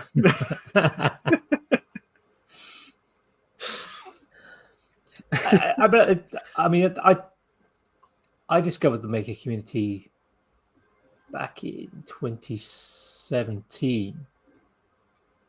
I knew about the maker movement probably 2011, 2012. I sort of discovered the maker sort of movement, mostly through work, actually, because I got drafted in to teach an electronics course for a year. And it wasn't pure electronics. It was electronics in a product. Electronic products is the name of the course. And I needed I needed ideas. I needed inspiration. I needed sort of resources. And so, do what I always do, kind of hit Google and just started Googling things. But the regular kind of line of go to the exam board's website was that it wasn't a complete waste of time, but it gave me information I needed to know. But it didn't give me the inspiration. It didn't give me the ideas to suggest to the lads that I was teaching things that they could make, things that they could do at different levels of difficulty depending on their own abilities.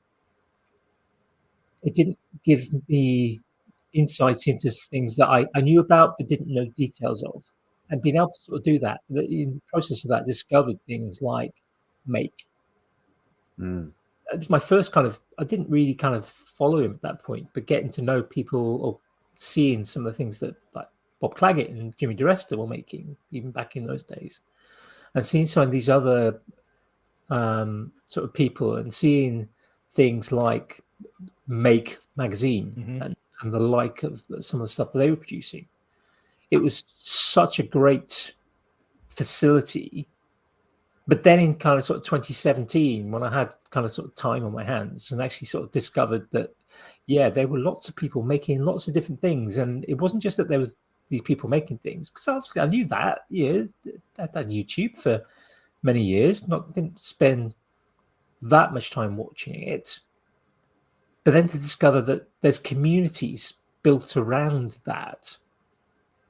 And, you could meet people who were interested in the same things when I know 200 yards from my house I know there are people that are into 3D printing because they've got an entire business built around it.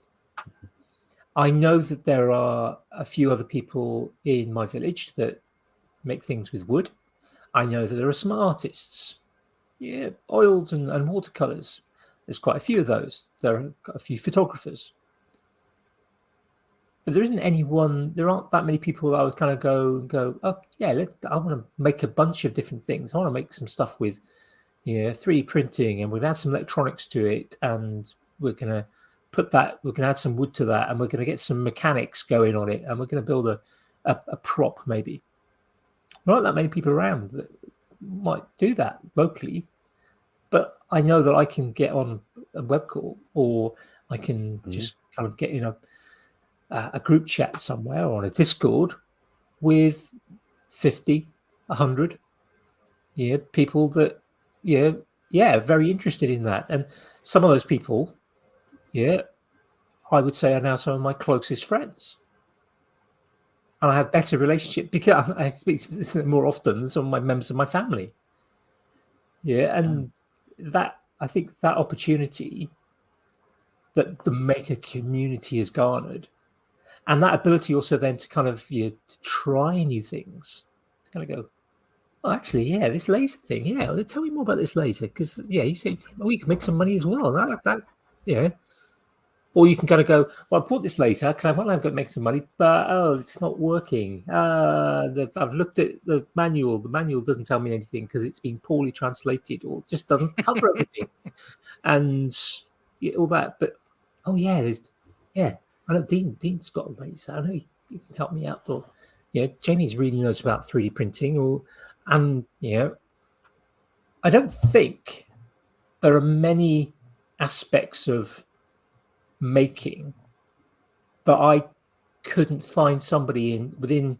They might not get back to me in 10 minutes, but within 10 minutes, I could probably find somebody who could find the answer to just about any making problem.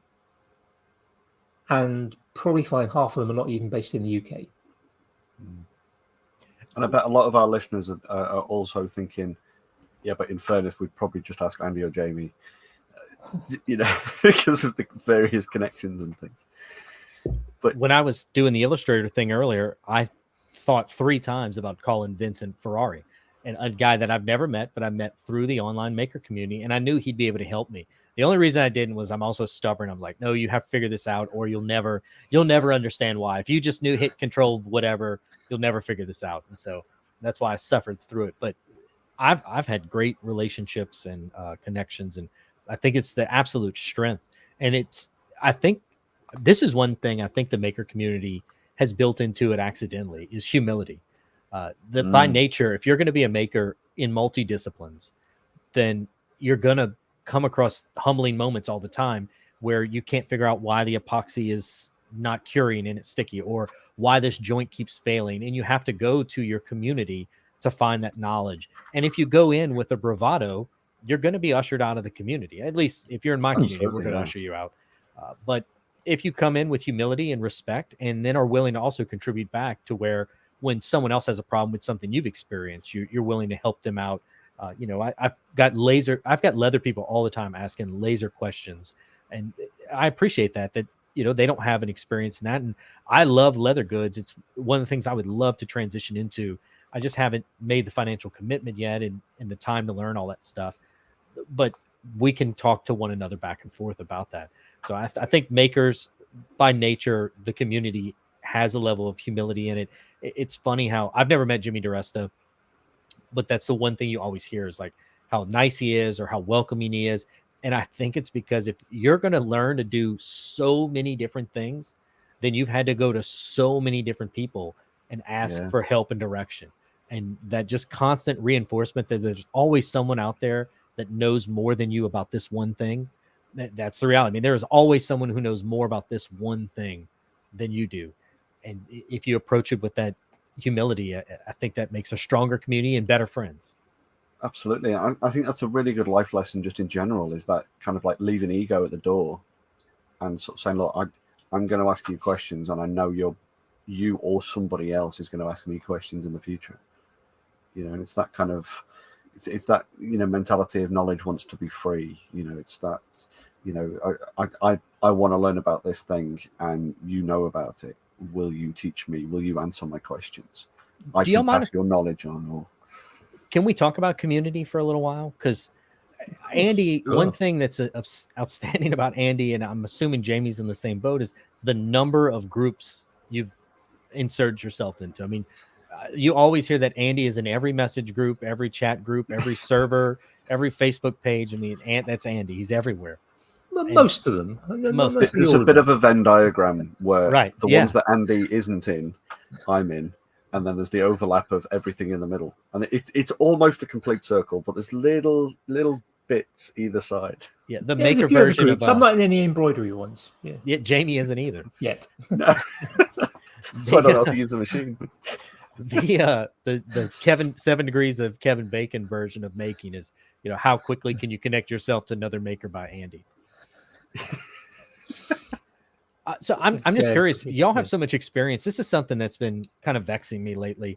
I am, again, brand loyalty to a fault, including I only want to contribute to one. I was in 3 different Discords, and I've kind of removed myself from the other ones, and I put all my energy into one. And what that does is it limits by exposure, it limits potential success, but I felt like it added to a enrichment. However, it feels like lately the group's not what it was. That I don't know if we've lost some key members, or it just feels like the conversation, maybe some of the key members have gotten busier, or gone different places, joined other groups. But it feels like the conversation just quickly divulges into who can make the best pun or snarky comment. There's no real attacking of anyone or vitriol, but it's definitely not what I think it was a year ago. And so Yeah, I'm kind of curious, what are magic's y'all worn real? off, sort of thing. Well, you think that's what it is? You think the honeymoon phase is over, or I what are the suspect part of it, yeah. 'Cause Jamie? I What are your think guidance for being a good community member? How do you build a healthy group? that's a really, really good question. Because I think because Andy and I are moderator in a fairly big Discord server, and that's something that we've noticed is that kind of slight change in dynamic, and not in any kind of negative way. It's just that it's just a change to it, and whether or not it's the reopening of the world a little bit, because it's all it kind of became a big that could be thing when we all had more time, whereas now people are starting to be there less and less, or going back into the office, so not spending as much time working from home where they can also have Discord going, or things like that. I think it's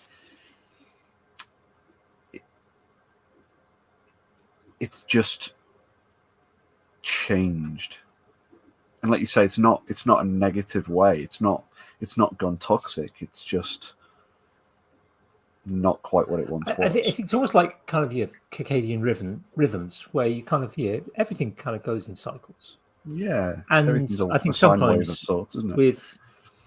with a community, sometimes those cycles there'll be different cycles within a community because there's different groups of people and different seasons. Where it's things like we've had in the last few years we've had that lockdown, we've had this global pandemic that meant more people were at home, more people were striving for a community but weren't able to fulfill any aspect of community. They weren't able to go to work. And yes, there's a big difference between kind of being on a Slack or a Microsoft Teams or something and standing around the cooler. Yeah, and getting coffee together with somebody else. There's a huge difference with that. And I think things like Discord and so Instagram groups and WhatsApp groups helped to kind of bridge that need for community, because we're a community animal. We're a species that desires community. Even those people who kind of are very insular, introvert. Actually, if you get a bunch of introverts together, you can't shut them up. Right. Yeah. I love that. Everyone's an introvert. Everyone's an introvert. Yeah. Everyone has an undiagnosed disease. Like, no, y'all are all normal. You're confusing normal with everyone's normal. Normal is being nervous. Are people going to like me? Normal is feeling uncomfortable in social situations where you have no control of the thermostat, much less the conversation. Yeah. That's normal. Relax, people. You're just normal. But some people strive in those areas as well. And well, they're on drugs. But those people who they needed something to kind of fulfill that. So we've had this situation where we've been able to use technology to create a peak at a certain time in communities when it was needed, and to sustain those kind of those peaks requires input. I mean, Grant sort of said, sometimes you see a community become stagnant when the start input takes a step back. Mm-hmm. And that can be for sort of valid reason. I think that was a knock on you. Maybe I think he was making a jab at you. Maybe I can't see those things. But if you get people taking a step back for whatever reason, whether it's because they've taken on a new job, maybe they're exploring other hobbies, maybe they're in a relationship, or maybe they've had family issues. Their time is spent elsewhere. yeah, you've got here. I mean, as some people know, yeah, I've not done as much making in the past 15 months or so. Yeah, I stopped going to my men's shed because there was a family issue. That family issue is now resolved. I've started going back to the men's shed, and I'm hopefully going to be going to it twice a week, and that's going to mean that I'm going to have access to a workshop that's got more space and it's got tools that I haven't got. And maybe I'll do some woodworking. I mean, at the moment, my time's there's sort of trying to do some organizational things because that's the thing I like to do. And sorting out tools. They've got too many tools, and some of them are in a poor state, and some of them need to go. Some of them just need to be cleaned up. And need to kind of pester the committee and say, well, how many number 4 planes do you need? And given that, how many pairs of combination pliers do we need for a workshop that's 20 feet by 10 feet? 200 square feet. How many pairs of combination pliers? How many pairs of side cutters do we actually need? One every 5 feet.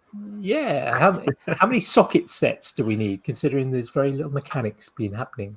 This is mostly a woodworking shop, it's not an automotive shop. But there's I'm sort of going down on a tangent I don't need to go down, but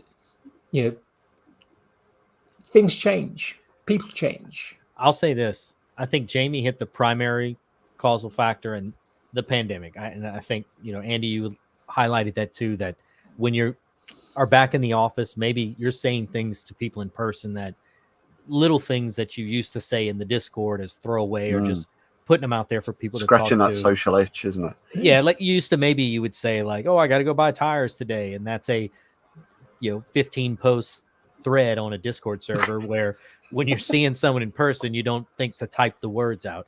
I could see that too. I kind of thought not a major tie-in, but I would love to. I wish there was data to show when Instagram stopped focusing on still photos and started trying to push video style content, whether it be real stories or long form video. When you stop setting up beauty photos of here is my final product, because now nobody wants to see them, so people stop posting them. Their poster video.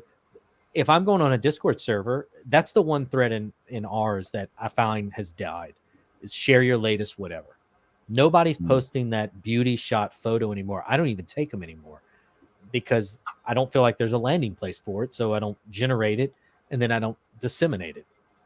And I wonder if that had any small part. But y'all are probably right. It's probably a combination of you're getting small interactions. Most things are always a combination of many kind of factors and inputs. I will say I disagree a little bit with.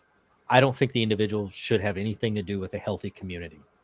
If you've got 50 people in a group, it should not be consequential if someone has something change in their life, because there still should be 49 other people or 40 people or 30 people that the status quo remains intact. But I still do feel like the community has slowed down, and it'd be disheartening to believe that the pandemic shrinking in impact could end what I thought was very substantial relationships to a point.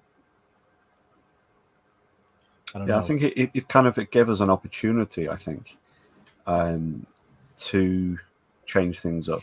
If time sinks in our day-to-day life suddenly weren't there anymore, and we had those opportunities to develop relationships or become parts of community, to then have those other areas of life coming back in,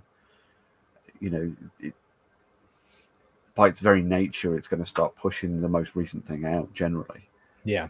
If you've got those kind of areas of your life that are kind of becoming a norm again. I mean, like the push for going back to the office and stuff. Folk who've been, office bound, strapped to a desk for 10 years, and then suddenly had a couple of years where they were, now we are allowed to work from home.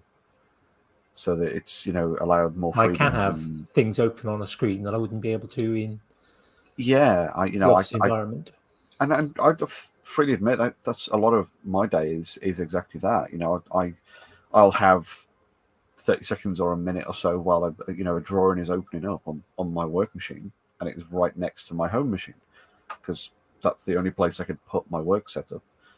So it means that I can turn 5 degrees in my chair and respond to a couple of messages while there's nothing else I can do on my work machine.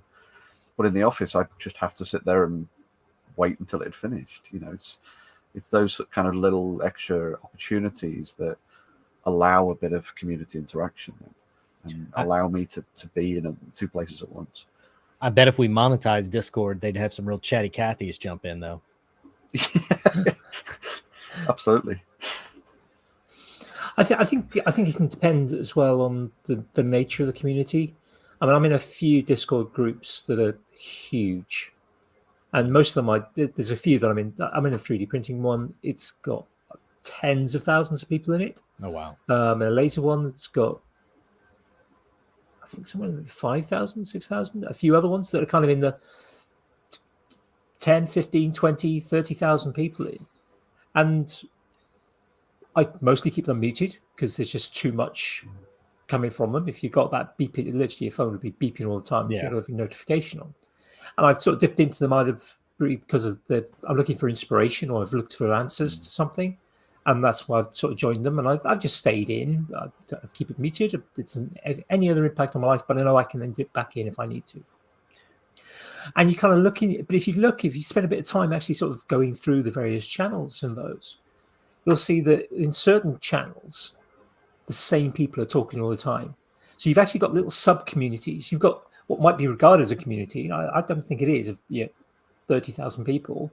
But then you go into a particular channel and you've got maybe 40 or 50 people, maybe even less, 20 or 30 people who are constantly talking, constantly interacting. And whether that's focused on that particular form of making or whether it's actually more relationship building, those kind of talking about other things, the kind of off topic, one might say. I think sometimes in some Discords that actually the more people you let in, the less of a community it becomes. And I think if you've got, say, perhaps if you've got like a Discord where it's following a particular person, so take like Zach Friedman, just to sort of pull a name. He's got a Discord, and there's some great information to be found there if you're into the kind of things that Zach Friedman makes. And there are little pockets within that of community, but there's a huge number of people in there, and you kind of look at the sort of more general channels, and it's just like there's no community here. There might be some information put out, but there's no actual community. But if you dive into maybe certain channels, you kind of go, right, that's where the community is. There's 20 or 30 people here that are talking there. And I think maybe sometimes I think all communities, whatever it is, will kind of ebb and flow. And I think the time over which that ebb and flow takes can vary. Sometimes it's very quick. Sometimes, and this is forgetting about things like the pandemic. I think you see, I've been involved in kind of organizations for my entire life, outside of the internet. A lot of, particularly when I was younger, involved in a lot of youth organizations, helping out as a kind of instructor or a leader. And sometimes there would be things would be kind of just put away nicely for 5 or 10 years or something, and then something would change. And it might be change. It might be just maybe almost like a political change. It might be actually somebody new joins that kind of just riles people up the wrong way. But there's no one, particularly when British, we don't kind of leave because you're causing an upstart. I mean, sometimes that happens, but sometimes it doesn't. And then people kind of go, what? I don't like it here anymore. And maybe I'm just going to stay quietly. Sometimes people go, no, I'm going to go over there. I'm going to find something else to do. And I think that can happen. And I think if there isn't, perhaps, it's difficult. You don't want a community where there is a leader. But sometimes when there is a leader, whether that's the creator of a Discord or whether that's somebody who's the person that people have joined the Discord to follow, where they kind of go, this is my Discord. We don't have that sort of talk here. You can leave. Yeah. And that can be really, that can help to create a safe space. But then sometimes, if that space has been violated, if you've had a community which had a safe space and people were able to share, and then something happens and that there's a violation of that safety, sometimes then, even if you've got a leader who's gone, right, you've crossed the line, we don't do that, you're not welcome here anymore, goodbye. The people who were there might stay, but maybe the community edge has been taken off. It's done, and it can maybe take a very long time for that to repair. Yeah, I mean, you've brought up so many interesting dynamics, and so right, you have a dynamic where a leader establishes a culture and enforces that culture. So then you have a healthy Discord conversation because a leader is establishing what this conversation would be. And then opposite of that, you have a community without a leader, and the members decide which direction it will ebb and flow. And that allows for new blood, that allows for new thoughts, that allows for different perspectives, contrary to a leader that attracts only a certain type of followers. And there may be no decision there. That may just be going with the flow. Yeah. Just things that happen. Because like Jacob, I know you just told him hello. I mean, that's a perfect example of someone who joined and over the last 12, 18 months has become a very key part of our Discord family. Yep. Where 18 months he was a voyeur, but he's become where I would say he's one of the top 10 figures in the group when it comes to number of threads and comments and things of that nature. So we have a situation where we are leaderless and we allow the members to dictate. And it's funny, the Canadian that would be upset if you called him American was just so morbid, and that for every person that leaves, it's going to die. And then we've got the Ohio man to come in and say, or it allows for fresh blood if it's willing and the culture is there to nurture that. There's another dynamic you brought up, and this one is very interesting to someone in America, and it's when that bad apple shows up. Is it the community's responsibility to protect the members, or is it the community's responsibility to educate the dissidents? Should you run someone off who disagrees with your ideologies, or should you attempt to have a conversation and come to a common ground? And I do understand that there are some things that aren't polite to talk about, and I don't talk about those things because it's not polite. I think that can go both. I think that can both ways. I can think of an example. I'm not going to give too many details. Jamie will be aware of this one because it was a group that we were both in. Where somebody was invited to join, and fairly quickly they made a joke, and I'm not going to sort of give the nature of the joke or the thing. They made a joke which was crossing a line that was deemed very it was crossing a line that was unacceptable, and they crossed a line in that joke that was it's the group that it's very adult group. It's there's plenty of kind of banter. There's plenty of things where kind of people will come out with jokes that are. I think to summarize the thing is that it was the kind of joke that you might make with a friend that you've grown up with for 20 years. Yes. But not the kind of joke you walk into a room yes. and just say to people you've never met. And it was unacceptable. And two things could have happened. We could have gone, well, three things could have happened. Completely ignore it. Say you've crossed a line that they didn't necessarily know existed. There's a member of society actually they should have known existed and got kicked out. Or the line we took was to go, yeah, we are all adults here, but that was not. There's no way in society that is ever funny, and certainly not when you've just joined a group. And like, it's providing context and situational education, isn't it? Yes. Right. So you've got a dissident that, one, you can use that as an opportunity to educate the entire group on, hey, here's an example of where this is the subjects that we're focused in, and we want to support one another. And when you get outside of these lanes, you're blurring why we're here. But also everybody who likes it, now you've identified, 15 enemies behind the line that are also in like mind with this person. And you go, okay, so now the class of re-education is a little larger and we need to do that. I'll say also, so when Andy asked me to be on, it was one thing I was truly concerned about. I'm not going to, I have a special way of seeing things and a special way of thinking about things. And I love that. I think it makes me unique, but I do say things sometimes that I don't understand are upsetting. And people are like, I can't believe you just said that. But, the faces Austin makes when we record sometimes, and I have to cut it out because I didn't realize that was disturbing or upsetting or unnecessary. But those kind of questions are what gets me to places that other people don't have the capacity to get because they're so worried about feeling sorry for themselves. I truly do feel for people who don't have the ability to be proud of themselves or to look and appreciate themselves as humans and how difficult and unique a situation that is. Even though we're all people, your road is unique and it's hard to travel that road.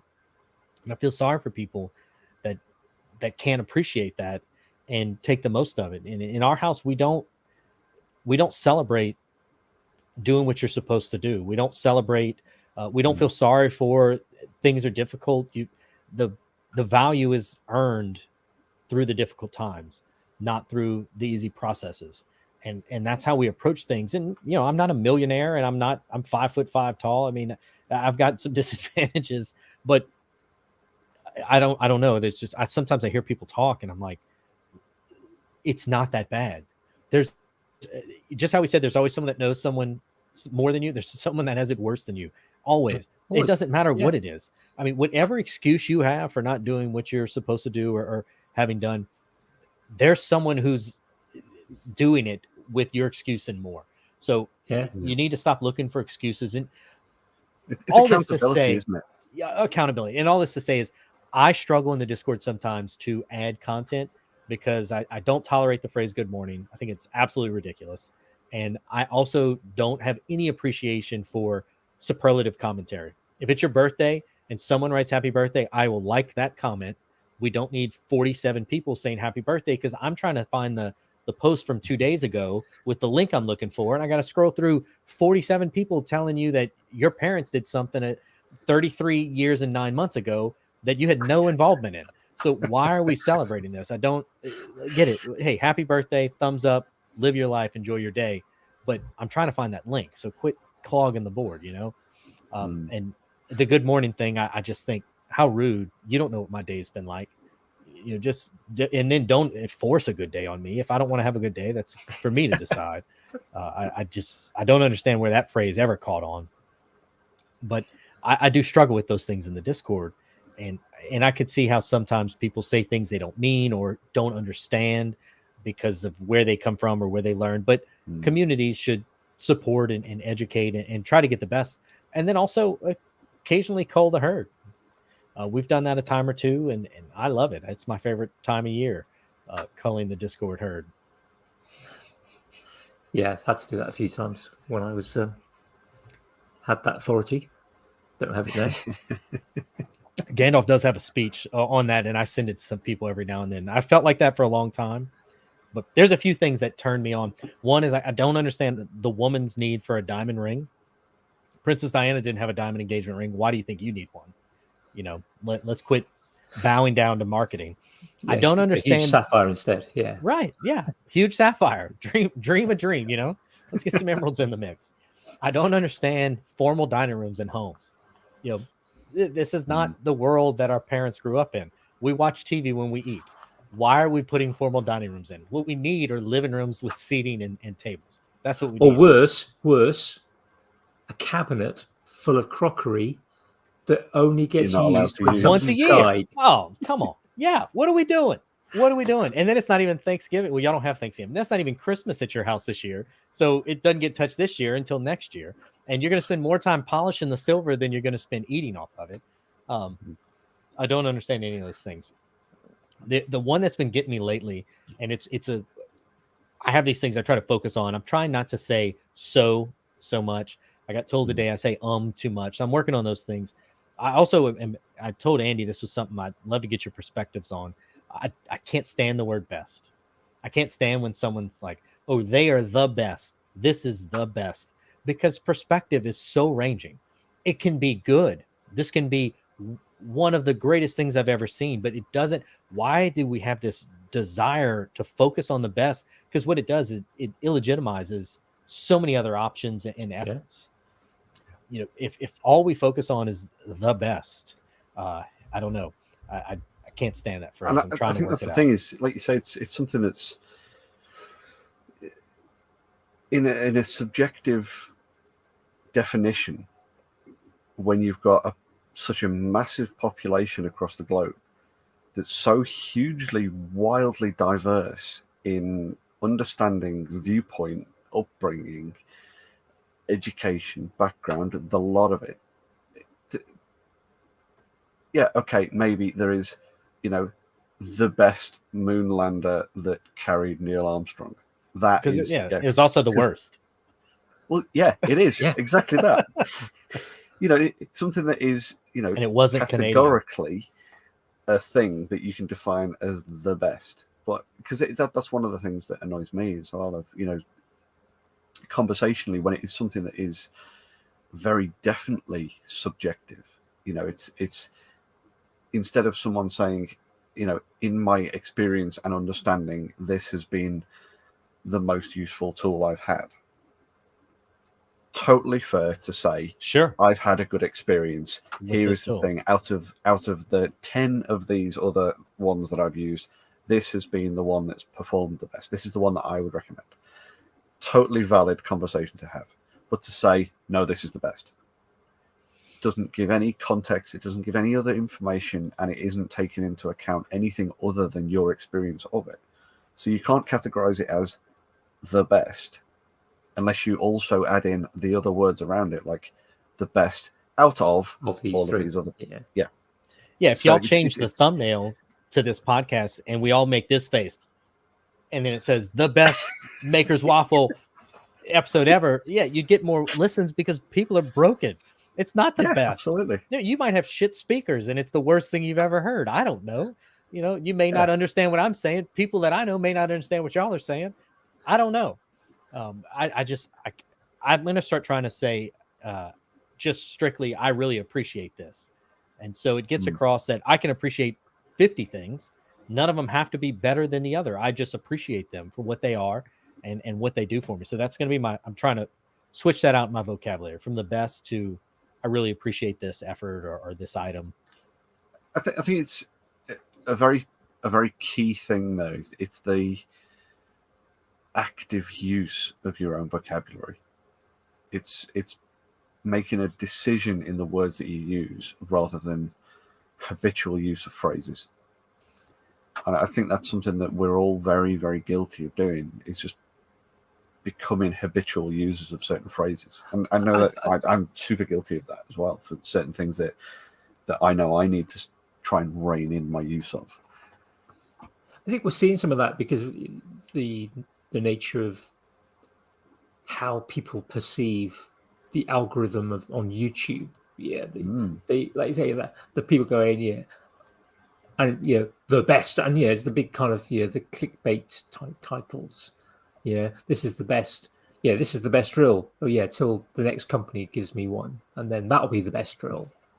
And I think there's a sort of dishonesty there, where you kind of you're saying that's the best because you've just been paid by that company, whether that's just by free tools or whether it's actually there's a monetary exchange to say that this is a really good thing because we're just using you as an advert.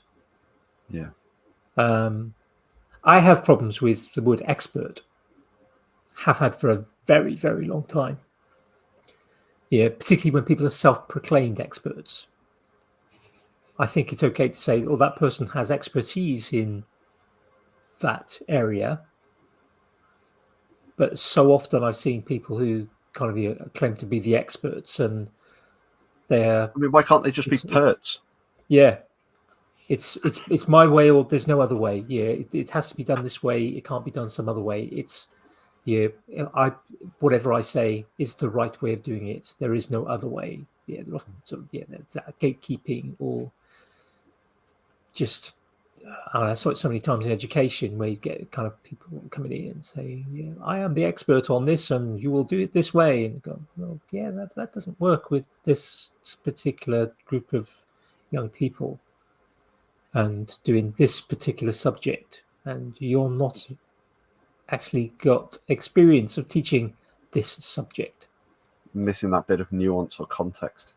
Yeah, so often, and Jamie, I think there's. can you explain the perts joke? Or are you referring just to the prefix of X, meaning former perts? So that's what I thought you meant.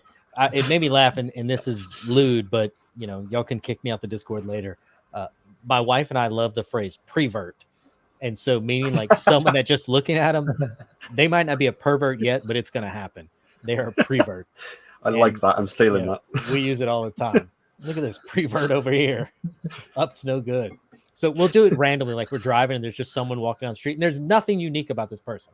They're just walking down the street, and I'm always like, look at this prevert, up to no good, looking for houses to stare in the window.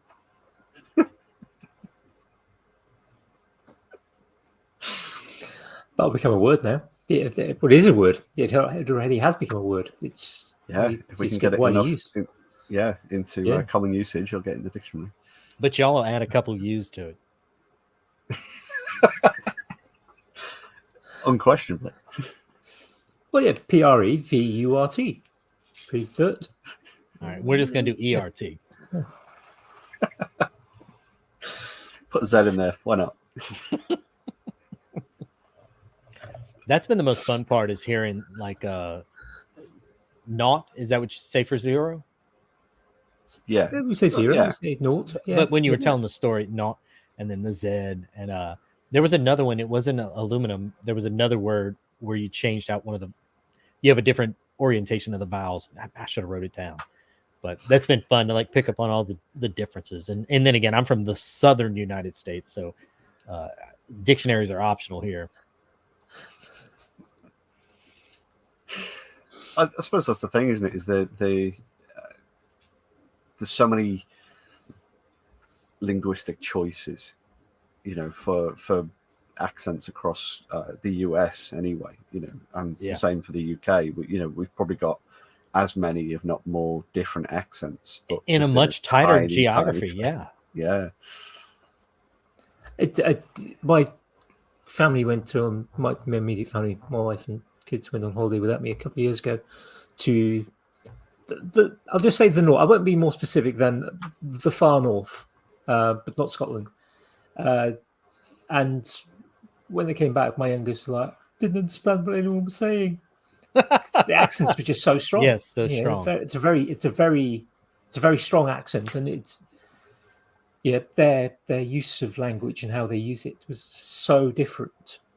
There's a network here, the Discovery Channel. Do y'all have that? Yeah. And there was a show on the Discovery Channel called Swamp People. Did that air across the pond? That rings a bell. So Swamp People was a group of folks that would hunt alligators. So they'd farm wild alligators, hunt alligators to harvest for meat and hides. But they're from where I'm from, and they have an extremely thick accent and unique dialect. And so I know I have some words I say funny or say different. I've always had just a few little nuances, but my wife was always amazed at, like, why don't you talk like that, like where they're from? And I think it was TV. Like, we just watched so much TV growing up.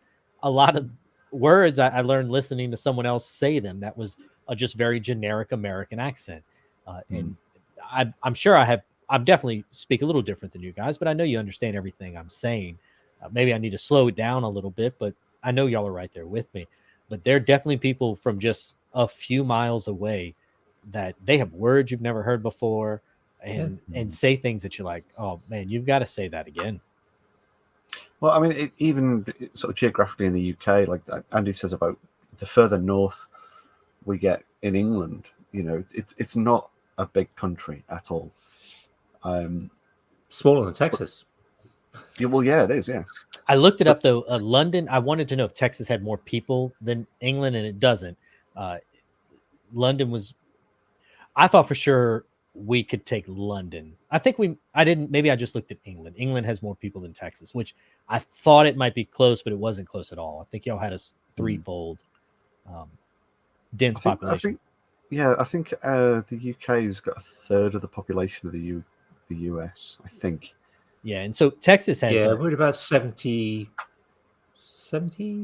Yeah, that sounds about right. And Texas is like 35 million. Texas has Houston, which is the fourth largest city in the country, but on the heels of Chicago.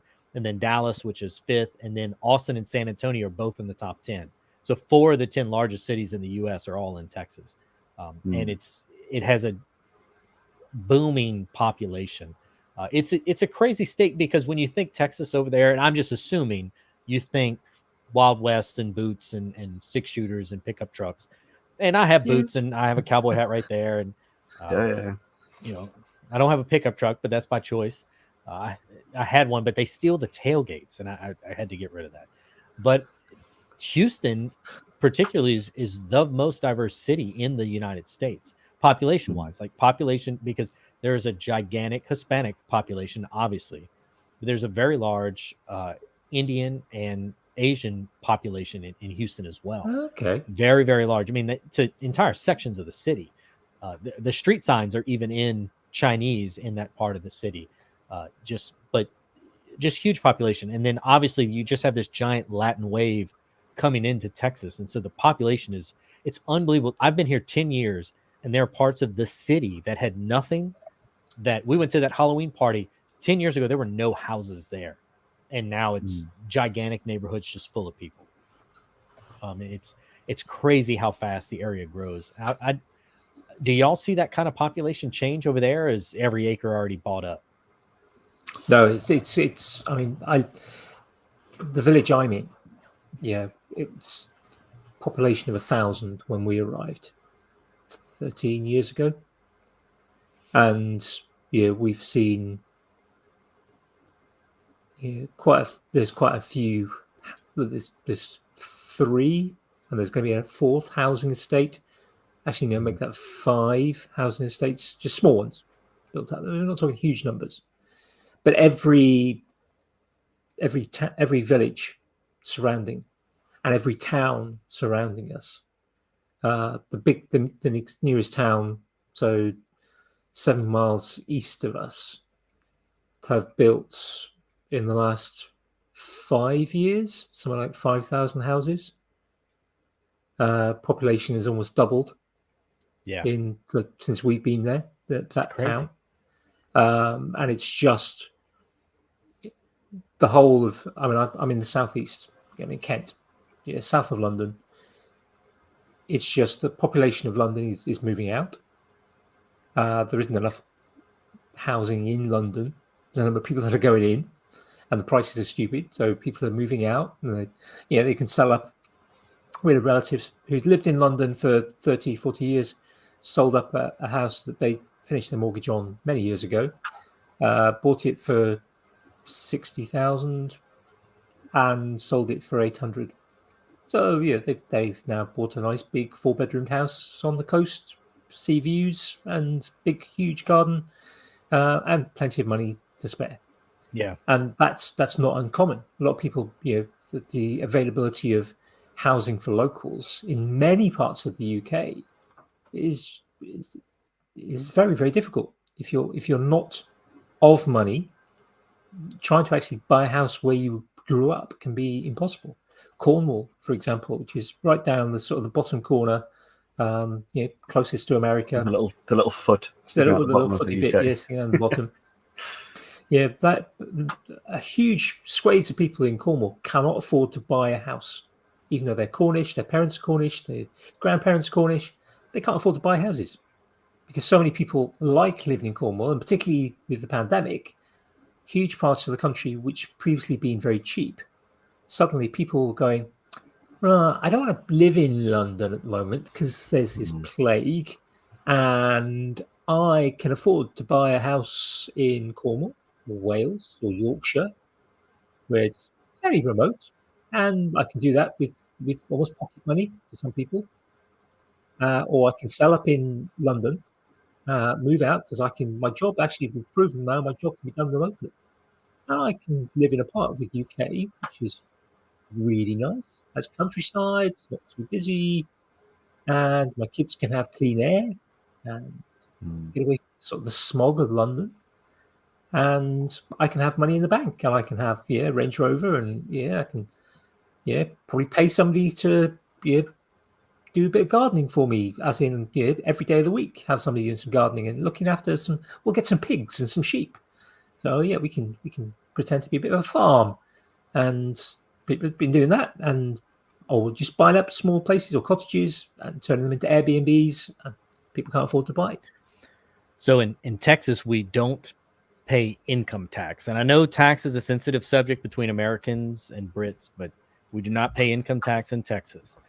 So what we pay is property taxes. And your property value changes every year depending on what the tax assessor says it is. And they have a sort of scientific way of looking at what houses sell for. But what they'll do is they look at what a brand new 2-story, 4,000 square foot house sells for, and then go, okay, here's our new price per square footage, and we're going to attach that to your 70-year-old home, and your value goes up. We moved in this house in 2011. We paid $200,000 for the house, which was double our budget. But I liked the area, and I thought we could make it work, and so we bought this house, and this is where we're at. The house next door to me sold during the pandemic for $1.4 million. Because my neighborhood has deed restrictions that don't allow you to build more than 2 stories up. So in the rest of the city, they tear down 2 houses and they build 8 condos in its place. And it's extremely lucrative. Well, you can't do that here. And so it makes the land crazy valuable because it's the last little pocket where you can have a traditional house with a backyard and a pool. And the people who have the means to buy that piece of land are willing to do it. And so I told my wife, I was like, we need to get out of here. And anyway, I want a bigger shop. Let's get out of the city and get I was like, let's get a farm or at least 10 acres if we can swing it. When we began to talk about it, properties were $25,000 an acre, which I thought was a lot. When we were ready to make a move, in less than a year, they were selling for $90,000 an acre in a year. And that's just for land. That's no house, no nothing. And then I go, well, they're going to tax us on that value too. So what's the point of leaving? Because they're going to take all their taxes up there too. And so it's wild. I don't know where all this money came from, but 4 stories. Yeah, it's crazy. I was just looking at when you're talking about sort of population growth and stuff. The little kind of town that I'm in, it's 60,000 population. Where's it geographically? I know where Kent is because I've looked that up before talking to Andy. What part of England? It's sort of smack bang in the middle. It's about 20 minutes. Well, no, it's about an hour east of Birmingham. Okay. We have a Birmingham in Alabama. Yeah. It's about an hour east of Alabama. By ISS,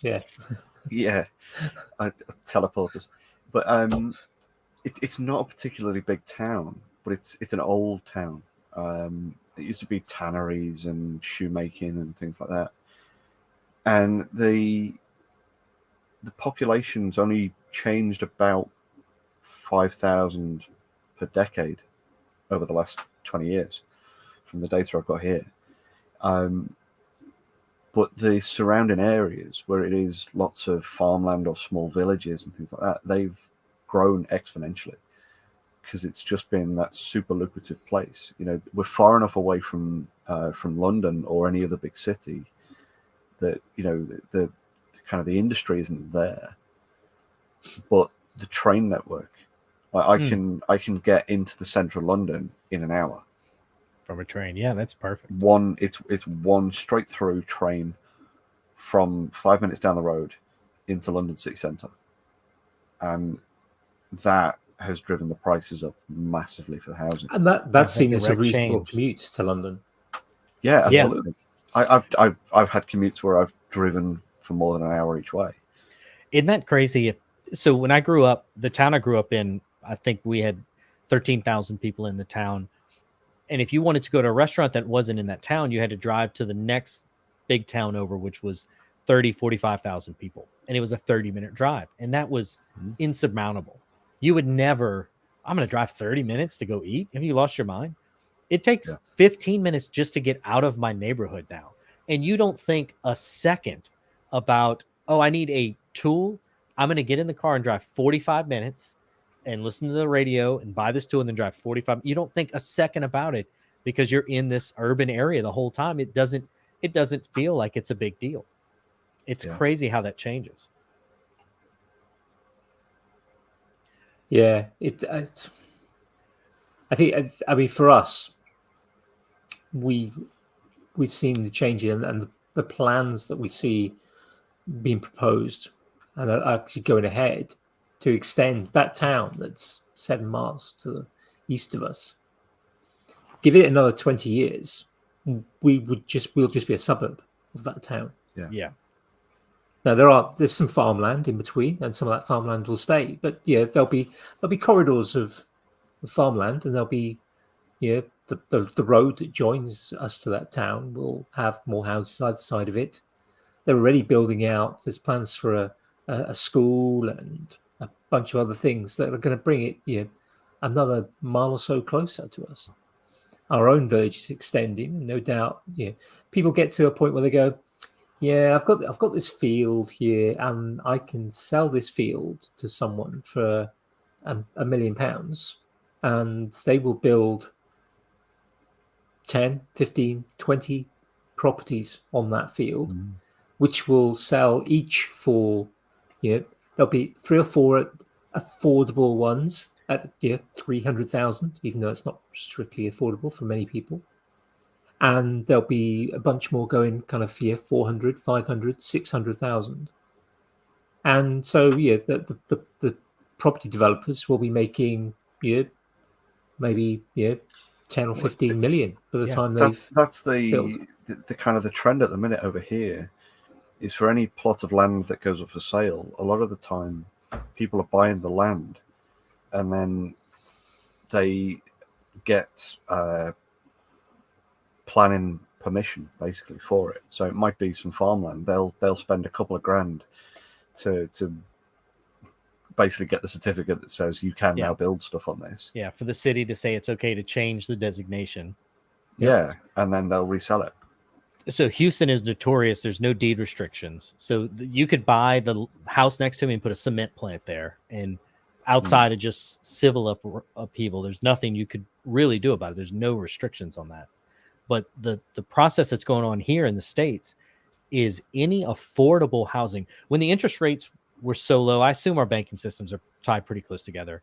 When the interest rates were so low, 2018, 2019, early 2020, and money was cheap, whatever that means, these companies with access to financing would go and buy any property $150,000 or below, buy them and turn them into rental properties. And then they can artificially increase the values by changing the rents on those properties. So if you want to buy a home, they've artificially increased the baseline entry-level home price because anything below a certain threshold, 300,000, 400,000, is a rental property. And there's no control you have over it. And it's not me buying it as an investment. It's someone that that doesn't even live here, but that saw it as an investment opportunity, and they're making money off of it. It's a terrifying trend for someone that just doesn't have a lot of money. Absolutely, yeah. And there's a really frightening trend at the moment in the UK, like as Andy was talking about with the property developers and stuff, is because of the scarcity of housing in that sense in the UK and the population density and growth. What's tending to happen in a lot of these new housing estates in the kind of the just outside of the towns and things is they're building these kind of premium economy homes. So families who've started on the property ladder with a relatively inexpensive home, they've added value to it by doing it up or extending or whatever they've done to increase the value. So all these developers are now making their kind of next generation and up level of homes that are twice the price of the first time buyer's home. So these people are going, well, I can't make the jump to the really big fancy house, but I still want a cheap enough house that's bigger and nicer and fancier. So they're adding these kind of mid-level jumps where someone might have stayed an extra 10 years in their home, but now they'll make a jump sooner and become more in debt to get the next size up or the next quality level up of house that's not really actually any better for them. My It's just wife's a perceived parents value. bought their house in 1968, and it's the same house they've lived in since 1968. And my parents moved because of a hurricane into their house in 1992, and it's the same house they've lived in since 1992, which, I mean, that's 30 years. When did it become like just trade up mentality, just continuation of a Yeah. mortgage? You know how freeing it is not to have a mortgage? I can buy any tool I want, not because I'm wealthy, but because the bank's not getting money from me every month. Yeah. So I only have about 15 minutes left in me, but I had a question I wanted to ask y'all. Are your families from the United Kingdom, just from all the way back? Was there any migration or anything involved in, you think, how you got to the seat you're in now? Yeah, definitely. Because, I mean, as an American, obviously, as a white American, you know, someone came over here at some time. You can tell from my last name, my dad's family was from France, but my mom's family was from Wales. And they came over in the mid 1800s. They came over to Texas. They like Kentucky and then Texas. But I always wonder, the people in Europe, how much of the migration is there? Because at least you can drive from place to place. I mean, it's a real commitment to get over here. Huge amount. I mean, if you go back far enough, I mean, the impact that the Romans and the Vikings and the other Norse had on sort of populations. William the Conqueror has a lot to answer for. But certainly within kind of various aspects of my family, and I think my personal family, of what I know, don't know much about my dad's side because he was adopted, but certainly my mother's side, supposedly there's a French smuggler stroke pirate at some point. That's fine. My wife's family, if you take back on a maternal side, there's quite a few. There's a kind of Eastern European, and some of that kind of, migration actually kind of post World War One. Yeah. And kind of the persecution of the Jews. Her paternal family, I think, from what I know, which isn't a huge amount, I think predominantly sort of British English.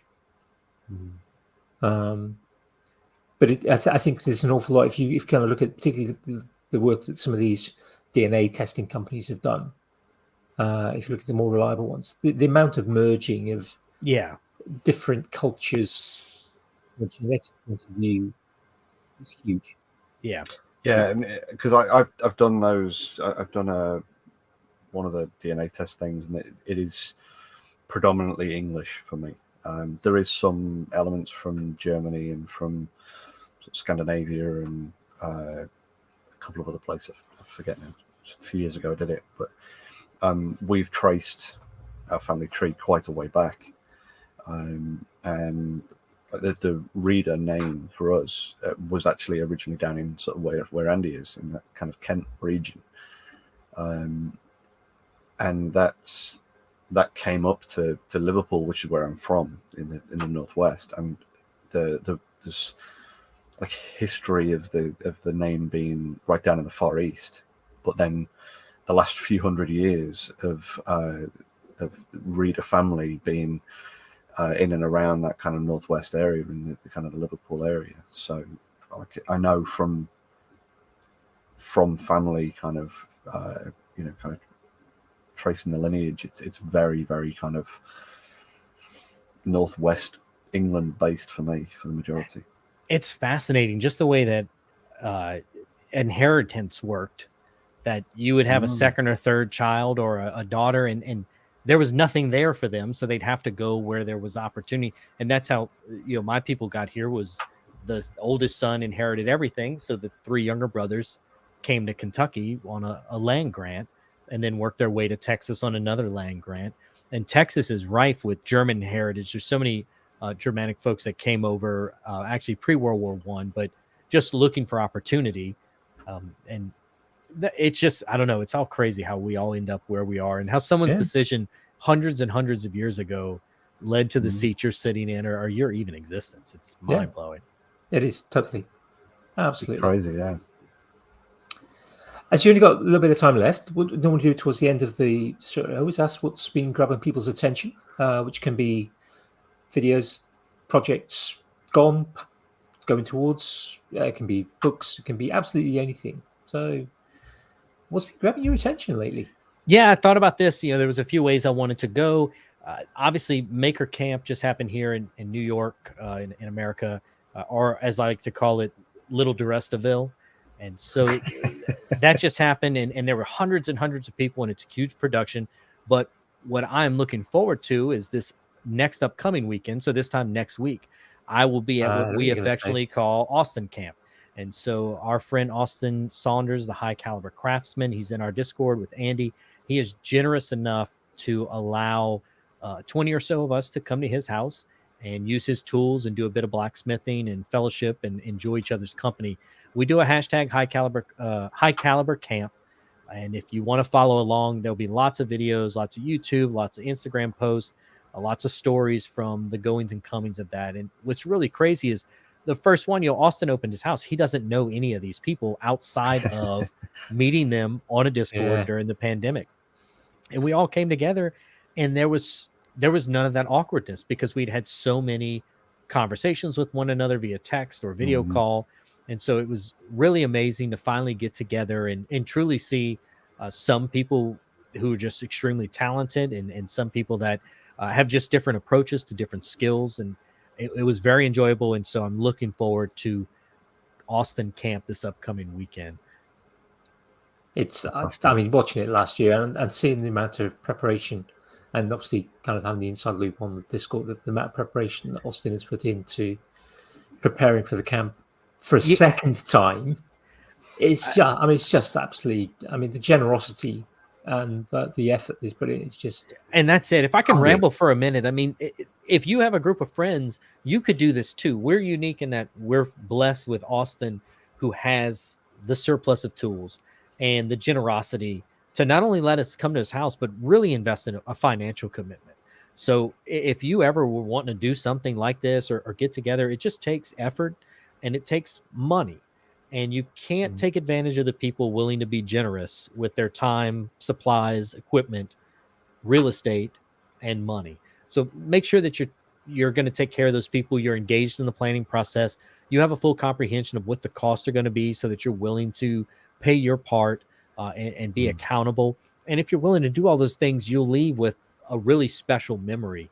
One of the highlights for me is we kind of identified that Austin needed some time with his kids and his family, because it is his house. So on the Saturday, we kind of shut it down, 5 o'clock, go to dinner. And when we get back from dinner, Austin tucked the boys in, and the rest of us went into the shop and did a gift exchange. So kind of like they do the maker swap and or like the Fools with Tools treasure trade. It's just, we make one of something for everyone. So it's not, necessarily your best artwork, but you make 15, 20, however many people are coming, of an item. And then you all exchange. And what you leave with is, you made 20 of one thing, and you put forth that it's almost one of these like pyramid schemes. You made 20 of one things, and you've got to process down. You got a discount on bulk supplies. You got it down by the 5th or 6th or 8th one, so the last ones went faster. And so you put this in, and then you get back 20 unique items. And so it really did have a multiplier effect. It was neat to see. It was fun to get the stuff from everybody. And then obviously, we gave stuff to Austin. Last year, the big project was we did kitchen cleavers. So we blacksmith kitchen cleavers. I'd never made a knife. I'd never done blacksmithing. And Austin and his dad were there to, show us what to do. It was a whole lot of fun. We did I never bought a wood lathe. I didn't understand the purpose. Why do I want a machine that only makes things round? That makes no sense whatsoever. But so we turned the handles for our knives, and I was hooked. So instead of spending more time on my knife, I asked one of the Austin's dad had a friend there, Steve. Steve is a school teacher, but he also is a wood turner. And so I asked Steve, would you show me how to turn a bowl? And he had a scrap piece of cherry, and we started turning, and it blew out the bottom. He didn't realize there was actually a void on the other side. So what I ended up with was a ring, not a bowl. And I brought this ring home. I was like, this can't be the end of this half bowl story. And I went and bought a wood lathe, and I bought turning tools, and I glued another piece of wood on the bottom of it, probably some Purple Heart I got from a pallet, glued it on the bottom, and I finished turning the bowl. And it's one of my, I was so excited, like a bowl, a round object. I was so excited. And the wood lathe is one of the tools I get the most enjoyment out of now. I made my mom a really big bowl for Christmas. My trade item this year is I did automatic spring-loaded punches, so marking punches. So you want to mark a spot for, okay. So I bought, I bought, $5 Amazon or whatever they are, but I bought 35 of them. And then I turn Spectraply knobs on the ends to decorate them up. And some of them I painted and did other things to them. And I think you're going to leave with a bespoke item that's probably $25 retail, but I spent time and effort and made these things. And I got really good response to those. I think it might be a product I offer in the future, judging from that. I'm always extra. My love language is giving. And so also I bought X-Acto knives made from anodized aluminum, and I put them on the fiber laser, and I engraved the camp logo on the handle of the thing, and I put my logo on the opposite end. And then also I made some wax canvas bags. So I've always wanted to make a wax canvas bag. I had made one before, but the canvas was pre-waxed, and so this time I wanted to do it from beginning to end. And I ordered some canvas and stitched up 30 bags, and then made a double boiler and heated up some wax and waxed the bags. It was so enjoyable. It was so much fun to make, and liberating to know this is another skill now. I would feel confident that this is something I could produce and sell, and people would enjoy. So those are but all that I just said comes from Austin saying, hey, what would y'all think about coming to my house, camping in the yard? We're sleeping in tents in the yard, and doing this camp. And it's more than just Austin. It's his dad who's giving time and instruction and setting up, just the setup. They take weeks away from his normal productions. Yeah. Setting up. They put a cover over the blacksmith area. They ran power so that you'd have lights and radio and internet. They built a shower outside, so when you're sleeping in the yard, you've got a place to go shower. This year we're forging tomahawks, throwing tomahawks. Nice. And so that's something, I'm native to America. I don't know if y'all ever had tomahawks over there. Y'all probably went straight to the bayonets, but we're forging tomahawks, and him and his dad built a target. So we're going to do a tomahawk challenge. The Adobe project I was working on before this is I'm doing belt buckles with the camp logo, and it's going to have prizes. So, Deadeye will be the one who throws and hits the target. And then I'll have different categories, maybe best looking, probably worst one. And I'll probably do one for the one that breaks first. And so you'll have like this little memento to take home as a reward. But I saw Christy commented and Tony. So Griff's going, Tony's going, Christy's going. They're all bringing wonderful items, but most of all, they're bringing themselves. And we're going to have just a great time getting to be around one another. And so if anybody's listening, it just takes a few people to commit and say, hey, this weekend I do this. Dave Bauer just did a thing at Maker Camp where it was stamps, carved rubber stamps. And that is a perfect example of something that's approachable. It's financially attainable. You can buy 10 of those, get 5 of your buddies over, get a case of beer. Y'all each carve 2 stamps, and you have an enjoyable evening together that doesn't involve, too much gambling or other vices. So I encourage anyone with a skill or hobby, be willing to share it, because not only may you expose someone to something that they take off and run with, but you may also learn something from someone that comes and visits. So hashtag High Caliber Camp is one to follow if you're on the Instagram. And if you comment to me, I'll definitely write back every time. So if you want some feedback, I'll stick it in the show notes. I'll stick it in the Instagram post when it goes up, probably tomorrow. so that people can sort of find it and follow it if they want. Yeah, I'm looking forward to seeing that develop. Watching it last year was just great, and it's a shame I'm several thousand miles away because otherwise I'd love to go. Jamie, what's been grabbing your attention this week? Nothing of any real note. We've been doing little bits and bobs of trying to organise a workshop and stuff like that, but nothing of any real note that's been grabbing my attention other than the croakiness in the voice of being slightly under the weather. Yeah, it's not great on that one. How about you, Andy? I know you've got some fun stuff to talk about. Well, two things this week. First one, actually, on a slight callback to something that Dean said. For those who've been involved in the Fools of Tools treasure trade in the past, you need to be signing up for the Fools of Tools trinket trade that's going to be happening this time. You've got a couple more days. I think 19th. Wednesday the 19th. Yeah, Wednesday the 19th. The sign up closes. Just as something small, something that fits in. It's a small. We're shifting the treasure trade. I say we, part of the Jamie and I, part of the kind of organising committee. We're shifting the main treasure trade this year to later in the spring, late spring, early summer 2023. So there's less pressure in terms of things like Christmas, particularly for those people who make professionally and are trying to sort of build up to the holiday seasons, Christmas season, Thanksgiving, and all those things that take up a lot of time and effort. So we make it small, something small that's easy to make, easy to post, maybe not quite as personalized as the main one is. So more details on the Facebook page, or drop me or Jamie a line if you're not on Facebook and you want to know more information. Sign up for that. But the other one, probably the one Jamie was referred to, I spent today on my first ever leather working course. Oh, I made a notebook cover. It looks really good. Start to finish. And I'm rather pleased with it. It's not perfect. I can see the faults, but actually for a first go at leatherworking, nice little field notebook type sort of cover. I like it. It may be I may have fallen into a rabbit hole. Yep.